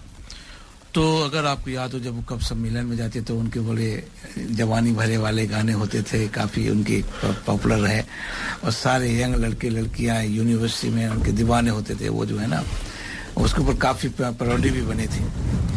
फिर वो पॉलिटिक्स में उनका वो आना हुआ, जिसके बाद में उनको लगा कि जिंदगी कुछ और इतना ऐसा तो सॉरी, पर उन्होंने भी बताया कि उन्होंने पॉलिटिक्स ज्वाइन किया था, फिर उन्हीं के साथ पॉलिटिक्स हो गया। तो जो उन्हीं की बात है। तो उसके बाद में जो उनका ट्रांसफॉर्मेशन हुआ, मैं ऐसे मानता हूँ कि उनका ट्रांसफॉर्मेशन हुआ। तो उनकी जो शैली है, सब कुछ है, तो एक होता ना कि इस कलम से आप कुछ भी लिख सकते हो। तो ये जो जवान है उससे भी आप कुछ भी कह सकते हो। सही बात है। उसके बाद में वो एक राम कथा के वो बन गए हैं, प्रचारक जैसे होते हैं, जैसे जो गुरु होते हैं उस किस्म के वो हो गए। और उनकी जो बात है, आपने जो राजेश जी बोली थी कि वो जवान लोगों को समझ में आती है। कम्युनिकेटर कौन है, वो बहुत बड़ी बात होती है। अगर आपकी बात में आपके रेलेवेंसी के हिसाब से बताऊं, आप सुनोगे, वरना आप नहीं सुनोगे। ये उनके पास में है। और जो लोग इसको सुनेंगे, चाहे वो जवान है और जो बुढ़ापा, जो भी एज ग्रुप में आता है, डज नॉट मैटर, लेकिन उनको एक नया आयाम मिलेगा कि वो जो कहानी बनी थी उसके पीछे एक दूसरा सोच क्या है, वो आज की सोच के हिसाब से बताते हैं। बिल्कुल बिल्कुल, क्योंकि वो जो राम कथा सुनाते हैं, अब जैसे आपका चाहे वो भरत मिलाप हो राम और भरत का, लेकिन वो सबने पढ़ा है और सब जानते हैं क्या हुआ था, लेकिन आज के संदर्भ में उसको जब परिभाषित करते हैं कि आज ऐसा होता है, उसके उदाहरण देके जोड़ते हैं कि कैसा हो रहा है और उसके सारे परिप्रेक्ष्य दिखाते हैं कि कमर्शियल मार्केट उसको कैसे यूज कर रहा है, आम परिवार में उसका क्या प्रभाव पड़ रहा है और जनता उससे कैसे सही दिशा ले सकती है या गलत दिशा ले सकती है। ये बिल्कुल कुमार विश्वास का ही कमाल है। बिल्कुल प्रदीप जी। हाँ जी, बिल्कुल बिल्कुल प्रदीप जी, आप जो बता रहे सही है कि जैसे अपने अपने राम में वो सारी चीजें कवर करते हैं कि राम को देखने का नजरिया हर किसी का कैसा होता है।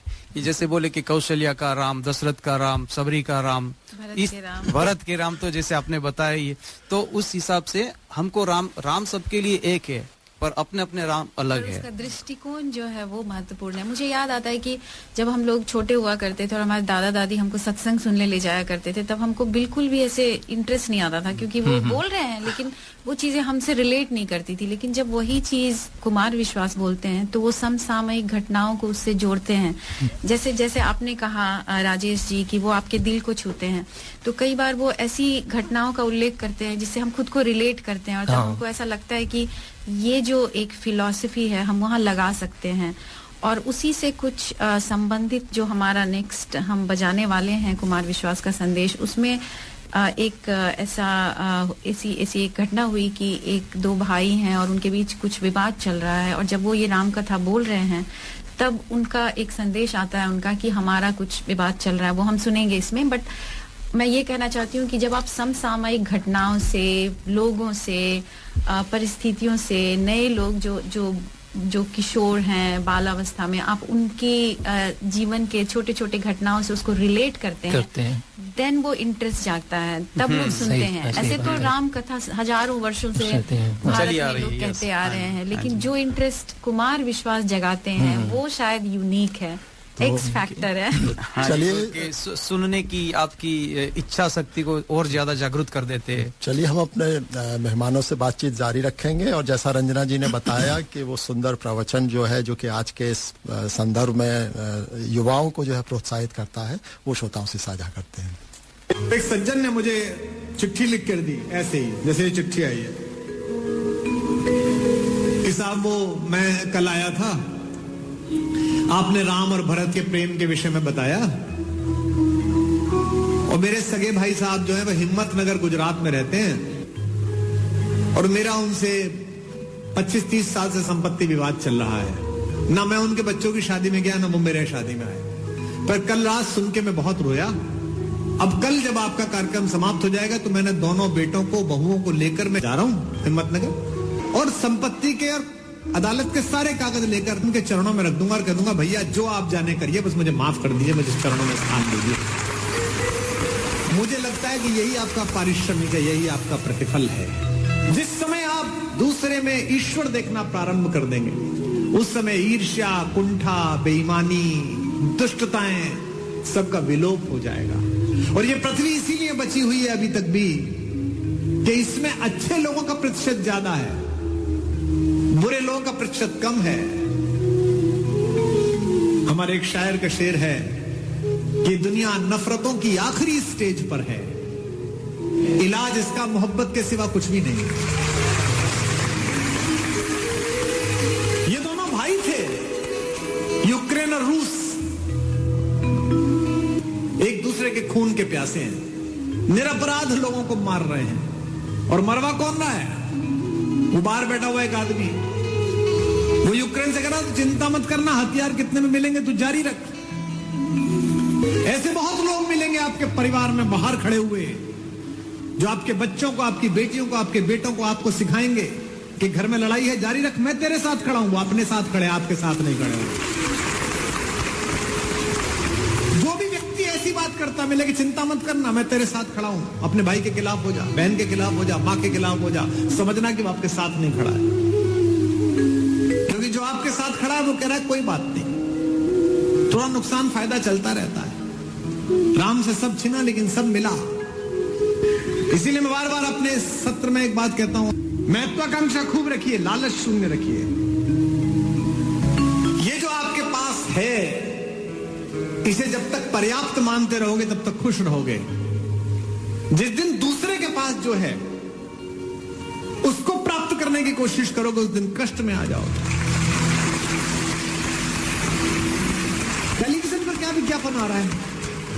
ये दो भाई बहन बैठे हैं, ये एक मामा जी बैठे, एक माता बैठी है। इनमें प्रेम की क्या कमी है भैया?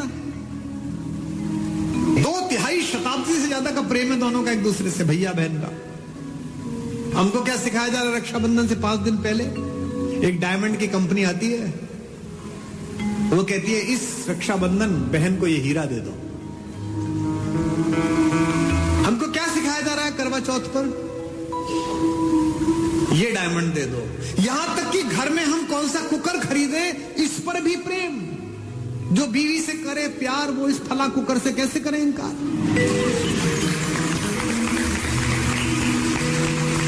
यानी जिनके घर में वो कुकर नहीं आता, वो अपनी पत्नी से प्रेम नहीं करते। मेरे घर में शुरू में कुकर नहीं था, तो मेरे पिता ने मेरी मां से प्रेम नहीं किया। कैसी मूर्खतापूर्ण बात है। साधनों से अगर प्रेम होता, अगर साधन प्रेम का प्रतीक होते, तो राम पिछड़ जाते, रावण जीत जाता। मुझसे लोग कहते हैं आगरे में एक सफेद रंग की बिल्डिंग दिखा करके ये प्रेम का प्रतीक है। इसे प्रेम का प्रतीक बताते हो? ये प्रेम का प्रतीक है? अरे प्रेम का सबसे बड़ा प्रतीक तो समुद्र के नीचे इकट्ठे हुए वो पत्थर है जिन पर मेरा राम चल कर गया।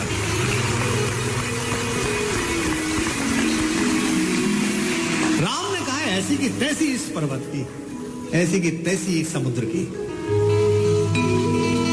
अगर मेरी प्रेमिका, मेरी पत्नी के बीच में कोई आया है तो 7 समंदर पार छुपाओ, उसके घर में जाके मारूंगा। ये प्रेम है, इसे प्यार कहते हैं। प्रेम साधन पर कैसे निर्भर हो गया? महिलाएं एक दूसरे से पूछती हैं इस बार करवा चौथ पे क्या दिलाया, इस बार एनिवर्सरी पे क्या दिलाया। नहीं, उपहार देने चाहिए, लेने चाहिए, अच्छी बात है, पर इससे प्रेम कैसे जस्टिफाई हो रहा है? कोई ज्योतिषी बता सकता है कि इस वाली शादी में इतने कैरेट का हीरा दे दो, इसके बाद तलाक नहीं होगा?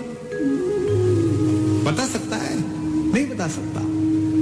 लेकिन अगर माओ ने बेटियों में संस्कार डाले हों कि जिस घर जा रही हो उस घर में जो माँ है वो भी माँ ही है, अगर पिताओं ने पुत्रों में संस्कार डाले हों कि जिसकी बेटी इस घर में आ रही है उसका उतना ही अधिकार है जितना तेरा इस घर पर अधिकार है, तो हीरे की जरूरत ही नहीं है, घर ही अयोध्या बन जाए।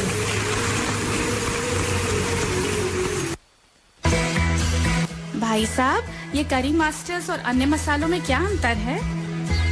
बहन जी, करी मास्टर्स कंप्लीट करी मिक्स है। इसमें अनियन, गार्लिक, जिंजर, टमाटर, नमक, मिर्च, हल्दी, धनिया, वे सभी मसाले मिले हुए आते हैं। ये बनाने में बहुत ही आसान और खाने में लाजवाब है। It's so easy. इनकी वेबसाइट का एड्रेस है www.currymasters.com.au। ये थे हमारे स्पॉन्सर करी मास्टर का संदेश। तो रंजना जी, श्रोताओं, आपने ये संदेश सुना और हमने इसके बारे में बात की थी। अब जिस ब्रह्मभट्ट परिवार के बारे में हम बात कर रहे थे, जिन्होंने जो बैकग्राउंड में काम किया है, उसको हम एक्नॉलेज किए बिना नहीं रह सकते, क्योंकि उनका समय काफी व्यस्त है और उससे ये ऑर्गेनाइज करना, आप समझ सकते हैं कि कितना पेन लिया होगा उन्होंने, और वो क्रेडिट पूरी फैमिली को जाती है। और हमारे साथ दर्शन जी है और वो थोड़े से शाय हो रहे हैं, लेकिन मैं चाहती हूँ कि दर्शन जी हमारे रेडियो के श्रोताओं के लिए एक दो शब्द कहें कि वो उन्होंने इसके पीछे कितना काम किया है और कैसे उन्होंने ये आयोजन करने में वो कैसे सफल रहे। दर्शन जी। अच्छा दर्शन जी अभी आप गुजराती में भी बोल सकते। अच्छा श्रोताओं, उसमें एक जो बात है कि Darpan being partner of this program, तो मेहुल जी अभी हम लोगों ने बड़े प्राउडली इस चीज को करा है कि वी आर दर्पण पार्टनर, और हम ये कोशिश करेंगे कि हमारे जो श्रोता हैं उनको एक डिस्काउंट दिया जाए। देवल वर्केरा, तो मेहुल जी आप जब भी आपको मौका मिले देखिए क्या आप कर सकते हैं। और श्रोताओं, इसमें 2000 का है पूरा, तो जल्दी करिए क्योंकि जो $29 वाला है वो सोल्ड आउट हो चुका है, और उसके जो और जो कैटेगरी हैं, तो मेहुल जी इसकी जो वेबसाइट है कहाँ पे जाए, इसको कहाँ से टिकट लोग ले सकते हैं? हाँ जी प्रदीप जी, जो टिकट अवेलेबल है primetickets.com पर, जो कि हमारा टिकटिंग पार्टनर है, तो उस प्राइम टिकट की वेबसाइट से सारी टिकट्स मिल जाएगी। और उसकी जो रेंज हमने बताई तो $29 से लेकर के $250 तक की है। हालांकि $25 की अभी के सोल्ड आउट हो गई है सारी tickets, so but the other tickets still available, but they are very fast selling, so whoever want to join can hurry to book the ticket। जी जी यही मैं बताऊंगा। तो श्रोताओं 8 नवंबर को है, लगता है कि बहुत दूर है लेकिन बड़ी जल्दी आ जाएगा, ये सैटरडे है। और आप मैं तो कहूँगा कि इसको एक शो की तरीके से ना करिएगा, एक स्पिरिचुअल इवेंट की तरीके से सोचेगा, वो ज्यादा अच्छा लगेगा, क्योंकि आपको वही जिस भावना से आप जाओगे उस भावना से ही आपको वहां पे आनंद आएगा। और इसके बारे में ज्यादा डिटेल दे तो 8 नवंबर को है, तो 6:30 को gate will open and the katha will be start at 7, so 7 से 8:30 तक कथा रहेगी, फिर हाफ एन आवर का ब्रेक रहेगा, और इसके बाद फिर से 9 से 10:45 तक रहेगा, क्योंकि 11 तक का वेन्यू की अवेलेबिलिटी है, सो 10:45 तक। And there is a very time restriction as well, so मैं श्रोताओं को ये भी बताना चाहता हूँ कि आप ऑन टाइम पे आ जाए, क्योंकि 7 बजे शार्प कथा स्टार्ट हो जाएगी, और द वेन्यू का रिस्ट्रिक्शन है कि 11 o'clock no sound will be there, so 10:45 we have to close shut down the sounds.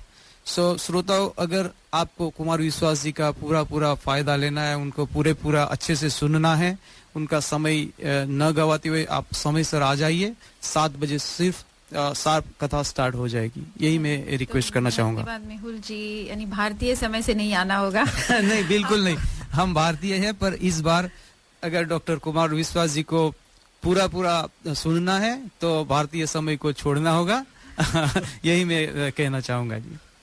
तो चलिए, आप लोगों का धन्यवाद, आपने अपनी सुंदर जानकारी उपलब्ध कराई। और आने वाले अभी 2 सप्ताह हमारे बीच में और है, हमारा हर संडे को कार्यक्रम होता है, तो कोई भी और अतिरिक्त जानकारी हो या जैसा आप हमारे श्रोताओं को क्या टिकट में जो है क्या छूट दे सकते हैं, उसकी जानकारी हमको देते रहिएगा और हम श्रोताओं से साझा करते रहेंगे। और हम लोग शुभकामनाएं हमारी ओर से आपके शो के सफल आयोजन के लिए। कुमार विश्वास जैसा प्रसिद्ध नाम आपके साथ जुड़ा हुआ है, निश्चय ही सफलता की जो गारंटी है। तो राजेश जी आप कुछ कहना? हाँ, मैं सबसे यही बात बताना चाहता हूँ कि डॉक्टर कुमार विश्वास हमारा कुमार विश्वास है और हमें उनको सफल बनाना है। और जैसे आपने बताया कि उन्हीं की एक कविता में 2 लाइन बोलना चाहूंगा कि हमारे साथ श्री रघुनाथ जी फिर किस बात की चिंता, शरण में रख दिया है माथ फिर किस बात की चिंता। तो वही सारी चिंताएं हम रघुनाथ जी के ऊपर छोड़ करके राम कथा का आयोजन जो किया है अपने राम का, आपने बहुत ही सुंदर जो है समापन इसका किया है कि राम जी का नाम जहाँ जुड़ा है, राम कथा जहाँ जुड़ी है, तो हम सब लोग तो बिल्कुल उनके भक्त के समान हैं। हर कोई अपना अपना, जैसे वो गिलहरी का प्रयास जिसको बोलते हैं कि सेतु बनाने में किया था, हम सब वैसा ही प्रयास कर रहे हैं। और जब सब लोग जुड़ जाते हैं तो सफलता अपने आप आपके पीछे चलती है। तो धन्यवाद आप सभी लोगों का, आप हमारे स्टूडियो में आए, और आशा करते हैं आपसे शो में मुलाकात होगी और उसके जो भी अतिरिक्त जानकारी होगी हम श्रोताओं के साथ साझा करते रहेंगे। धन्यवाद। ग्रुप पर भी आप भी शेयर करते रहिए रेडियो ग्रुप पर, और हर हफ्ते हम ये जो संदेश है कुमार विश्वास जी का वो चलाते रहेंगे और इसके बारे में बात करेंगे। तो यतीन जी आप कार्यक्रम को आगे बढ़ाते हैं। रंजना जी, इस बार कुछ नए, मैं नए गाने तो नहीं कहूँगा कि वो भी 30 साल पुराने हैं, लेकिन हाँ हम 60 साल पुराने सुनाते हैं। उनकी अपेक्षा में अगर देखा जाए संदर्भ में तो नए हैं। तो एक नया गाना जो है रंजना जी ने बताया।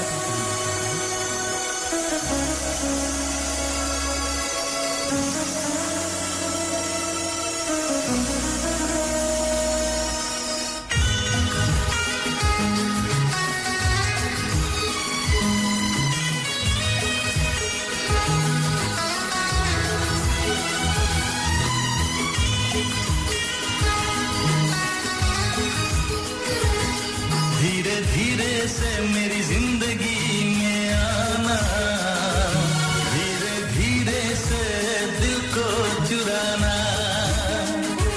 तुमसे प्यार हमें है कितना जाने जाना, तुमसे मिलकर तुमको है बताना।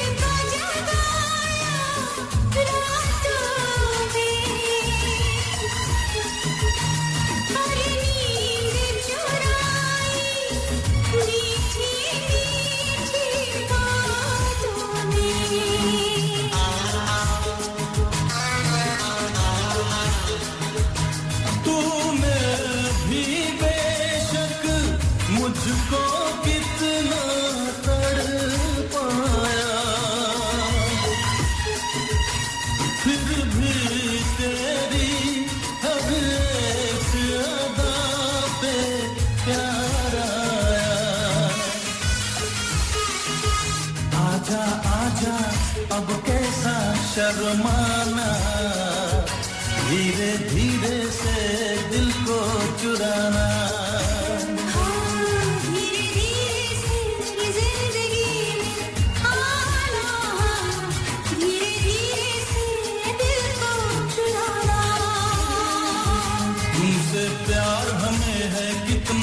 जाने जाना, तुमसे मिलकर तुमको है बताना।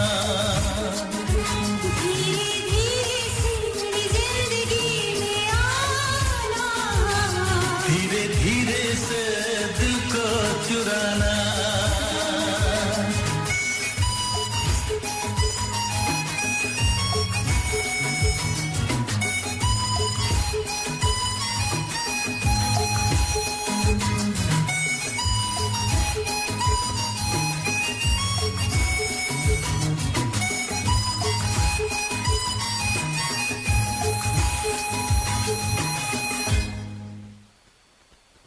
Are you looking for personal or business tax or self-managed super fund account and audit, formation of association, company or trust, cloud accounting with payroll solution with fixed prices?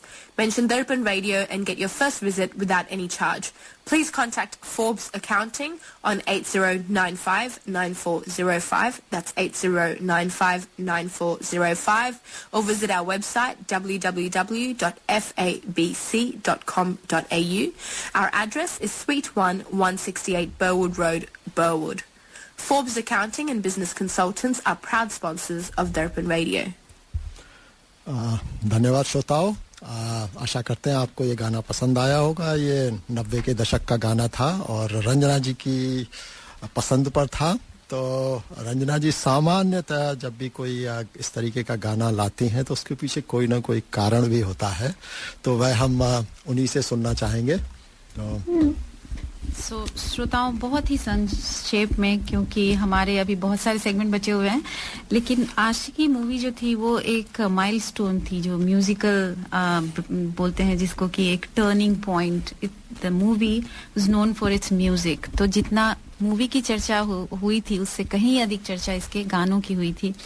और एक दुखद घटना भी हुई उसके बाद की, जो उनकी जो अदाकारा थी उनका एक दुर्घटना में, अनु अग्रवाल उनका बहुत ज्यादा, like she was almost dead and then she recovered. Now she comes to social media events and all, but that's a like inspiring story of how she started standing on her foot. तो वैसा एक कहानी भी, एक दुखद कहानी उससे जुड़ी हुई है। लेकिन आशिकी की हम बात करें तो ये शायद हिंदी सिनेमा में पहला ऐसा म्यूजिकल हिट था जो गानों के लिए हिट हो गया था। सिर्फ गाने थे इसमें, ऐसे पुराने भी कई फिल्में हैं, लेकिन ये एक नया दौर आया जब गानों ने मूवी को हिट करा दिया। लोग भूल गए कि हीरो हीरोइन कौन है, डायरेक्टर कौन है और कहाँ है, लेकिन सिर्फ गाने याद रह गए। बिल्कुल, कई मायनों में एक्चुअली ये पिक्चर टर्निंग पॉइंट थी, क्योंकि इसके बाद जैसे जो गुलशन कुमार हैं वो शायद इसके प्रोडक्शन टीम में या जो भी है इसके जो संगीतकार हैं और गीत जो गाने जिन्होंने गाए, कुमार शानू और अनुराधा पौडवाल, ये सब जो है वो कुमार शानू के लिए गाया करते थे। और उसके बाद से उन्होंने एक नई प्रसिद्धि का पथ पे पांव रखा, और उसके बाद जो था आने वाले समय में वो इतने फेमस हो गए कि बाद में उन्होंने खुद पिक्चरें प्रोड्यूस की और उसको अच्छे से चलाया। तो चलिए हम कार्यक्रम को आगे बढ़ाते हैं और एक मैं शॉर्ट स्टोरी लाया हूँ। ये एक फील गुड स्टोरी है और एक दिन मेरी पत्नी ने मुझसे कहा, आज धोने के लिए ज्यादा कपड़े मत निकालना। ऐसा क्यों? मैंने पूछा। अपनी काम वाली 2 दिन नहीं आएगी। वह क्यों? बोल रही थी कि गणपति के लिए अपने नाती से मिलने बेटी के यहाँ जा रही है। ठीक है, मैं अधिक कपड़े नहीं निकालूंगा, मैंने पत्नी को आश्वस्त किया। फिर पत्नी ने मुझसे पूछा, और हाँ, 500 रुपए दे दूं उसे, त्योहार का बोनस। मैंने कहा, क्यों? दिवाली तो आ ही रही है, तब दे देंगे ना। नहीं बाबा, गरीब है बेचारी, बेटी नाती के यहाँ जा रही है, कुछ पैसे साथ में होंगे तो उसे भी अच्छा लगेगा। इस महंगाई के दौर में अपनी पगार से त्योहार कैसे मनाएगी बेचारी। मैंने उसे समझाने की कोशिश की, तुम भी ना जरूरत से ज्यादा ही सेंटी हो जाती हो। अरे नहीं, चिंता मत करो, मैं आज का पिज्जा खाने का कार्यक्रम रद्द कर देती हूँ। खामखा 500 रुपए उड़ जाएंगे बासी पाव के उन 8 टुकड़ों के पीछे। मैंने कहा, वाह क्या कहने, हमारे मुंह से पिज्जा छीनकर बाई की थाली में। 3 दिन बाद पोछा लगाती हुई काम वाली बाई से मैंने पूछा, क्या बाई, कैसी रही तुम्हारी छुट्टी? बहुत बढ़िया रही साहब, दीदी ने 500 रुपए दिए थे ना त्योहार का बोनस, इसलिए सब कुछ बहुत अच्छे से हो गया। मैंने 2 दिन में ही 500 रुपए खर्च कर दिए। अच्छा, क्या किया 500 रुपए का? नाती के लिए 150 रुपए का शर्ट, 40 रुपए की गुड़िया, बेटी के लिए 50 रुपए के पेड़े लिए, 50 रुपए के पेड़े से मंदिर का प्रसाद चढ़ाया, 60 रुपए किराए के लग गए, 25 रुपए में चूड़ियां बेटी के लिए ली और जमाई के लिए 50 रुपए का बेल्ट लिया, बहुत अच्छा सा, और बचे हुए 75 रुपए नाती को दे दिए कॉपी पेंसिल खरीदने के लिए। झाड़ू पोछा करते हुए पूरा हिसाब उसकी जबान पर रटा हुआ था। सुनकर मैं अवाक रह गया और सोचने लगा, केवल 500 रुपए में कितना कुछ कर लिया इसने। मेरी आंखों के सामने 8 टुकड़ों में काटा हुआ बड़ा सा पिज्जा घूमने लगा। एक एक टुकड़ा मेरे दिमाग में हथौड़ा मारने लगा। मैं अपने एक पिज्जा के खर्च की तुलना काम वाली बाई के त्योहारी के खर्च से करने लगा। मेरा हिसाब भी बिल्कुल दुरुस्त था। पिज्जे का पहला टुकड़ा बच्चे की ड्रेस, दूसरा टुकड़ा पेड़े, तीसरा मंदिर का प्रसाद, चौथा किराए का, 5वां गुड़िया का, 6ठा बेटी की चूड़ियों का, 7वां जवाई की बेल्ट का और 8वां बच्चे की कॉपी पेंसिल का। मैंने आज तक हमेशा पिज्जा की एक ही साइड देखी थी, कभी उसे पलट कर नहीं देखा था। आज काम वाली भाई ने मुझे पिज्जा की दूसरी बाजू दिखा दी थी। पिज्जा के 8 टुकड़े मुझे जीवन का अर्थ समझा गए थे। जीवन के लिए खर्च या खर्च के लिए जीवन का नवीन अर्थ एक झटके से मुझे समझ में आ गया था कि जो प्राप्त है वो पर्याप्त है। ये जीवन है, इस जीवन का यही है, यही है, यही है रंग रूप। ये जीवन है, इस जीवन का यही है, यही है, यही है रंग रूप। थोड़े गम हैं, थोड़ी खुशियाँ, थोड़े गम हैं, थोड़ी खुशियाँ, यही है, यही है, यही है छाँव धूप। ये जीवन है।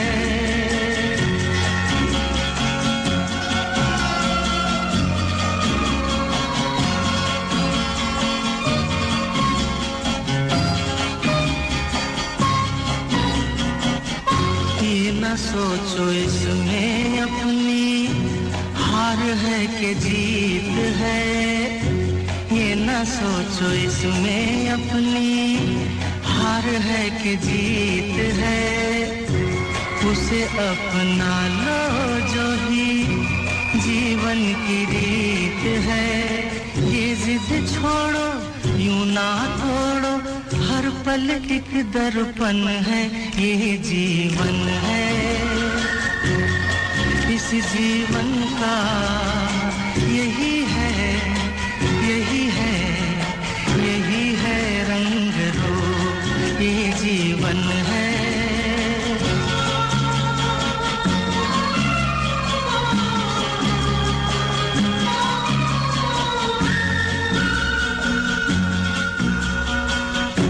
धन से न दुनिया से, घर से न द्वार से, धन से न दुनिया से, घर से न द्वार से, सांसों की डोर बंधी है प्रीतम के प्यार से।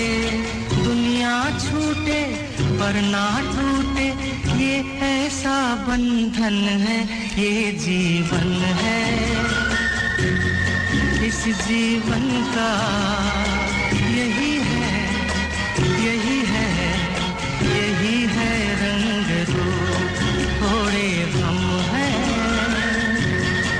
थोड़ी खुशियाँ, यही है, यही है, यही है छाँव धूप। ये जीवन है।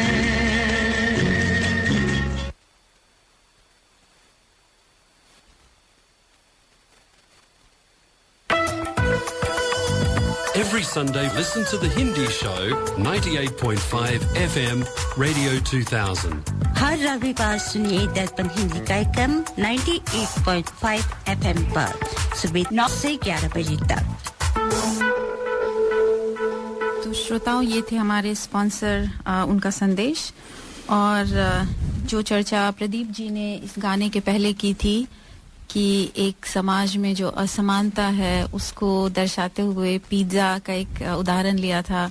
काफी हृदय को छूने वाली वो छोटी सी कहानी थी और ये दर्शाता है कि समाज दो अलग अलग हिस्सों में बटा हुआ है। एक तरफ एक पिज्जा है और एक तरफ उनकी पूरी त्योहार की जो तैयारी है वो है। तो काफी अच्छा रहा वो प्रदीप जी। बिल्कुल, असमानता, आपने सही शब्द का प्रयोग किया कि कई बार क्या होता है कि हमारे सिर्फ 5 मिनट का मनोरंजन किसी के लिए बिल्कुल जीवन के एक नए मायने देने वाला होता है। धन उतना ही लगता है, हमारे लिए शायद 200 रुपए शायद अधिक मायने नहीं रखते, लेकिन हाँ किसी के लिए 200 रुपए में एक पूरा त्योहारी का पूरा हिसाब उसको याद था। तो ये एक सुंदर संदेश है। तो उससे एक और चीज याद आती है कि हिंदू स्वयं सेवक संघ जो है, मैं उनसे भी जुड़ी हुई हूँ, तो उन्होंने एक सेवा दिवाली शुरू की है कि अगर आपके पास कुछ एक्स्ट्रा है जो आप सोच रहे हैं कि आपको यूज ना हो, चाहे वो कपड़े हो या कोई खिलौना हो, क्योंकि कई बच्चे होते हैं यहाँ नहीं तो भारत में कि वो उनको नहीं मिल पाता है। तो अगर आप चाहें तो आप उनसे जुड़ें, मैं वो फ्लायर भी डालूंगी ग्रुप में, और आपके पास जो है जो आप यूज नहीं करते हैं आप उनको दान करें।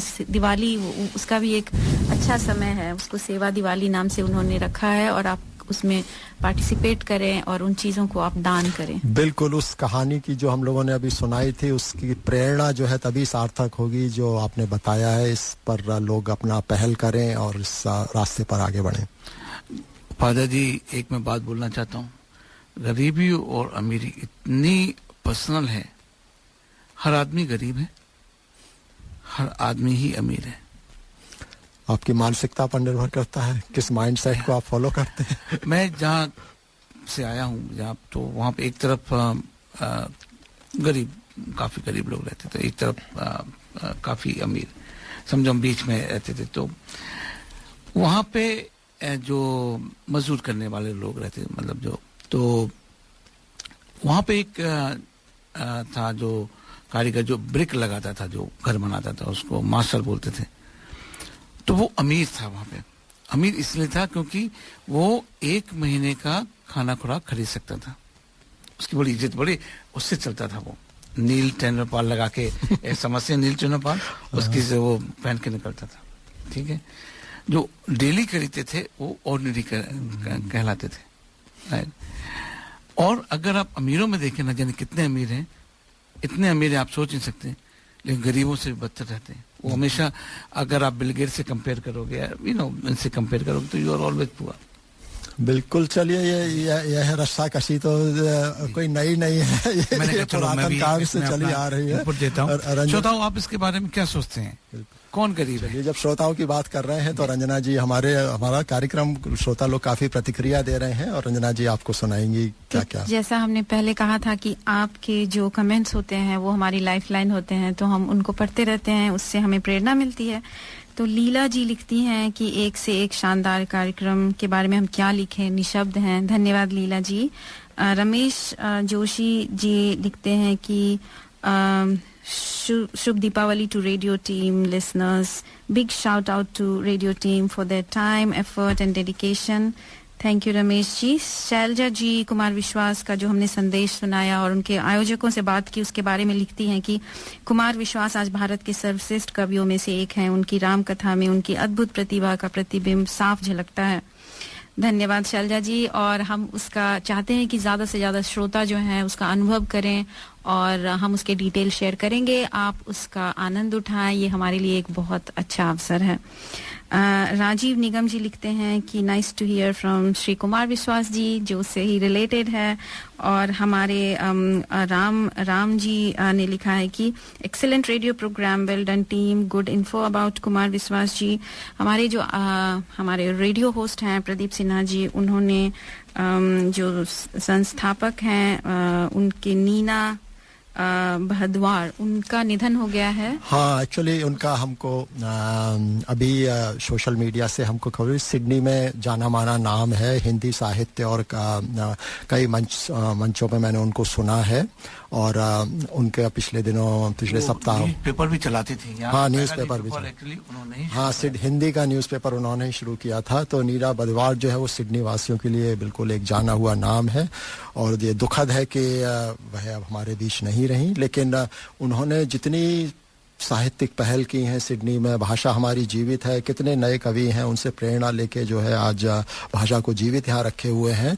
तो अतः नीना जी कभी मतलब भले ही उनका पार्थिव शरीर का समापन हो गया हो, लेकिन वह ख्यालों में सबके जीवित रहेंगी और उनके योगदान के लिए दर्पण परिवार की ओर से भावभीनी श्रद्धांजलि।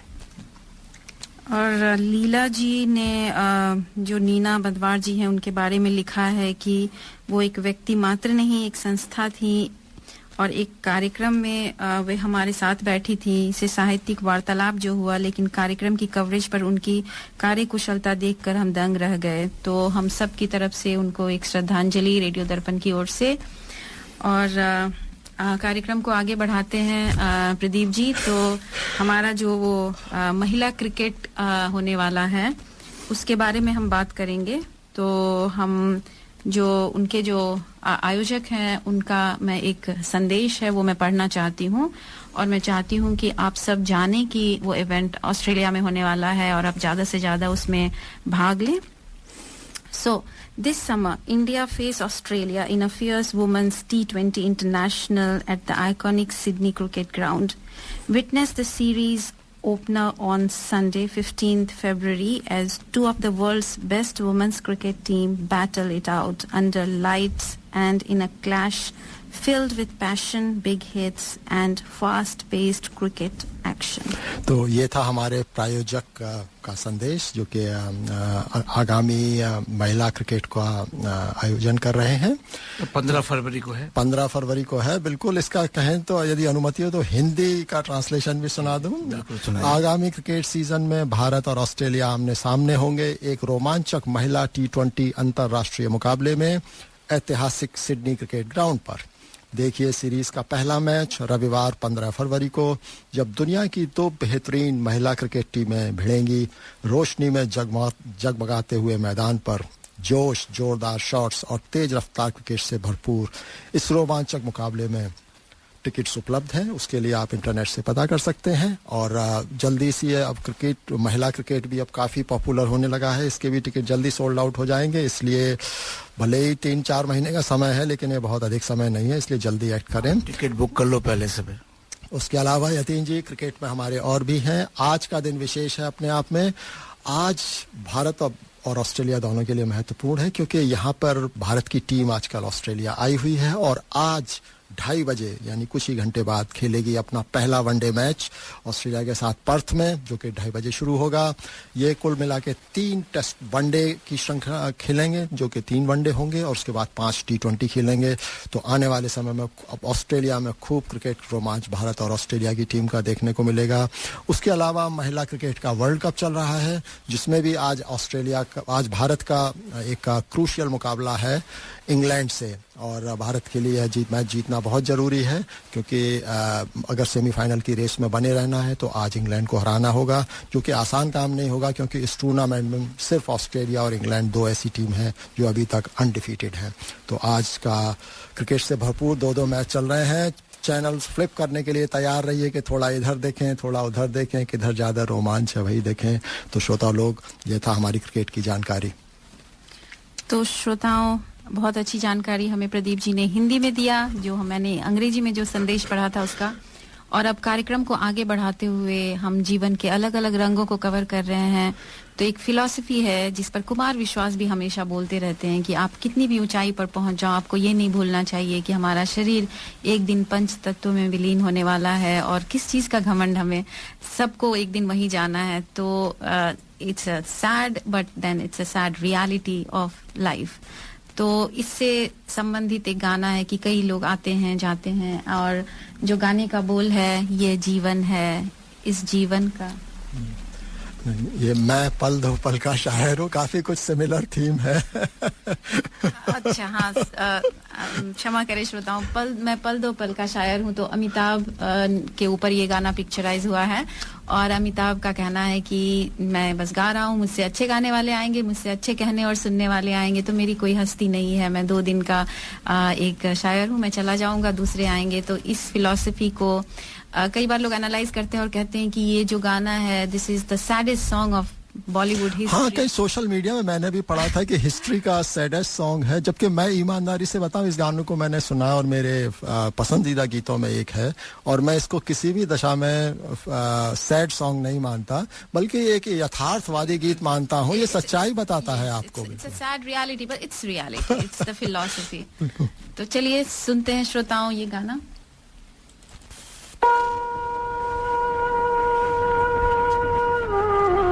कल नई कोपलें फूटेंगी, कल नए फूल मुस्काएंगे और नई घास के नए फर्श पर नए पांव इठलाएंगे। वो मेरे बीच नहीं आए, वो मेरे बीच नहीं आए, मैं उनके बीच में क्यों आऊं? उनकी सुबहों और शामों का, उनकी सुबहों और शामों का मैं एक भी लम्हा क्यों पाऊं? मैं पल दो पल का शायर हूं, पल दो पल मेरी कहानी है, पल दो पल मेरी हस्ती है, पल दो पल मेरी कहानी। मैं पल दो पल का शायर हूँ, पल दो पल मेरी कहानी है, पल दो पल मेरी हस्ती है, पल दो पल मेरी जवानी है। मैं पल दो पल का शायर हूँ, पल दो पल मेरी कहानी है, पल दो पल मेरी हस्ती है, पल दो पल मेरी जवानी है। मैं पल दो पल का शायर हूँ।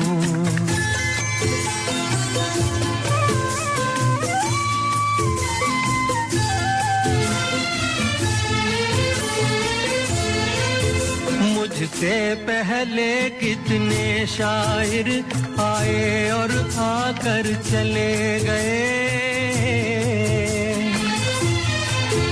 कुछ आहें भर कर लौट गए, कुछ नगमे गा कर चले गए। वो भी एक पल का किस्सा थे, मैं भी एक पल का किस्सा हूँ, कल तुमसे जुदा हो जाऊंगा, वो आज तुम्हारा हिस्सा हूँ।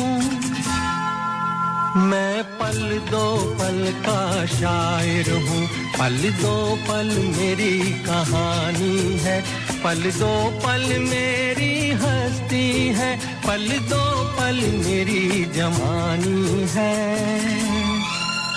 मैं पल दो पल का शायर हूँ।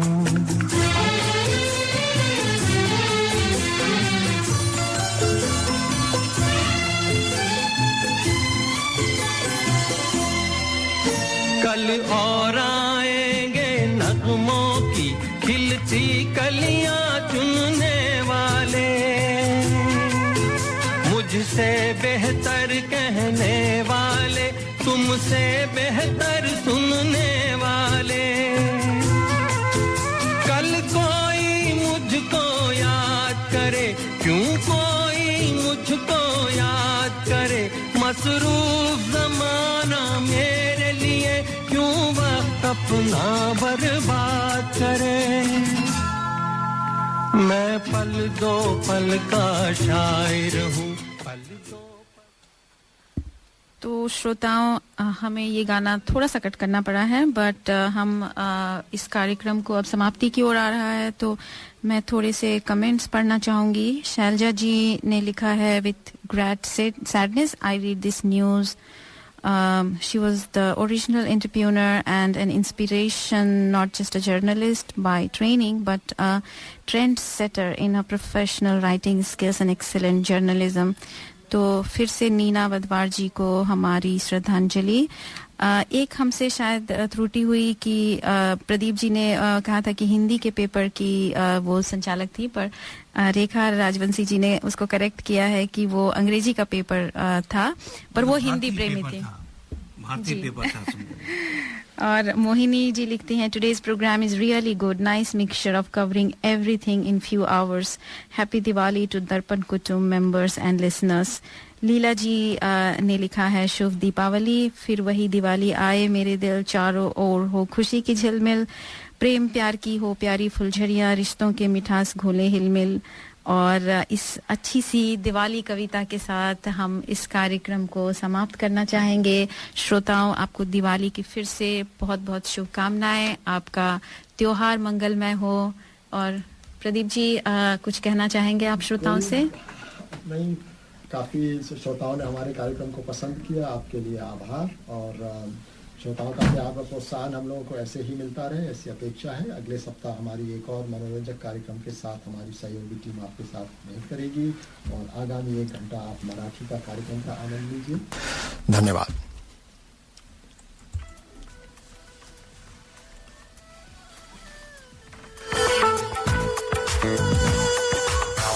You have been listening to The Hindi Show. Join us next Sunday to contribute and provide feedback on anything you heard today. Contact us on feedback@darpanradio.org.au. आप सुन रहे थे हिंदी कार्यक्रम। हमें हर रविवार सुनिए सुबह 9 बजे से। अपने विचार भेजिए आज के कार्यक्रम के बारे में। ईमेल कीजिए feedback@darpanradio.org.au।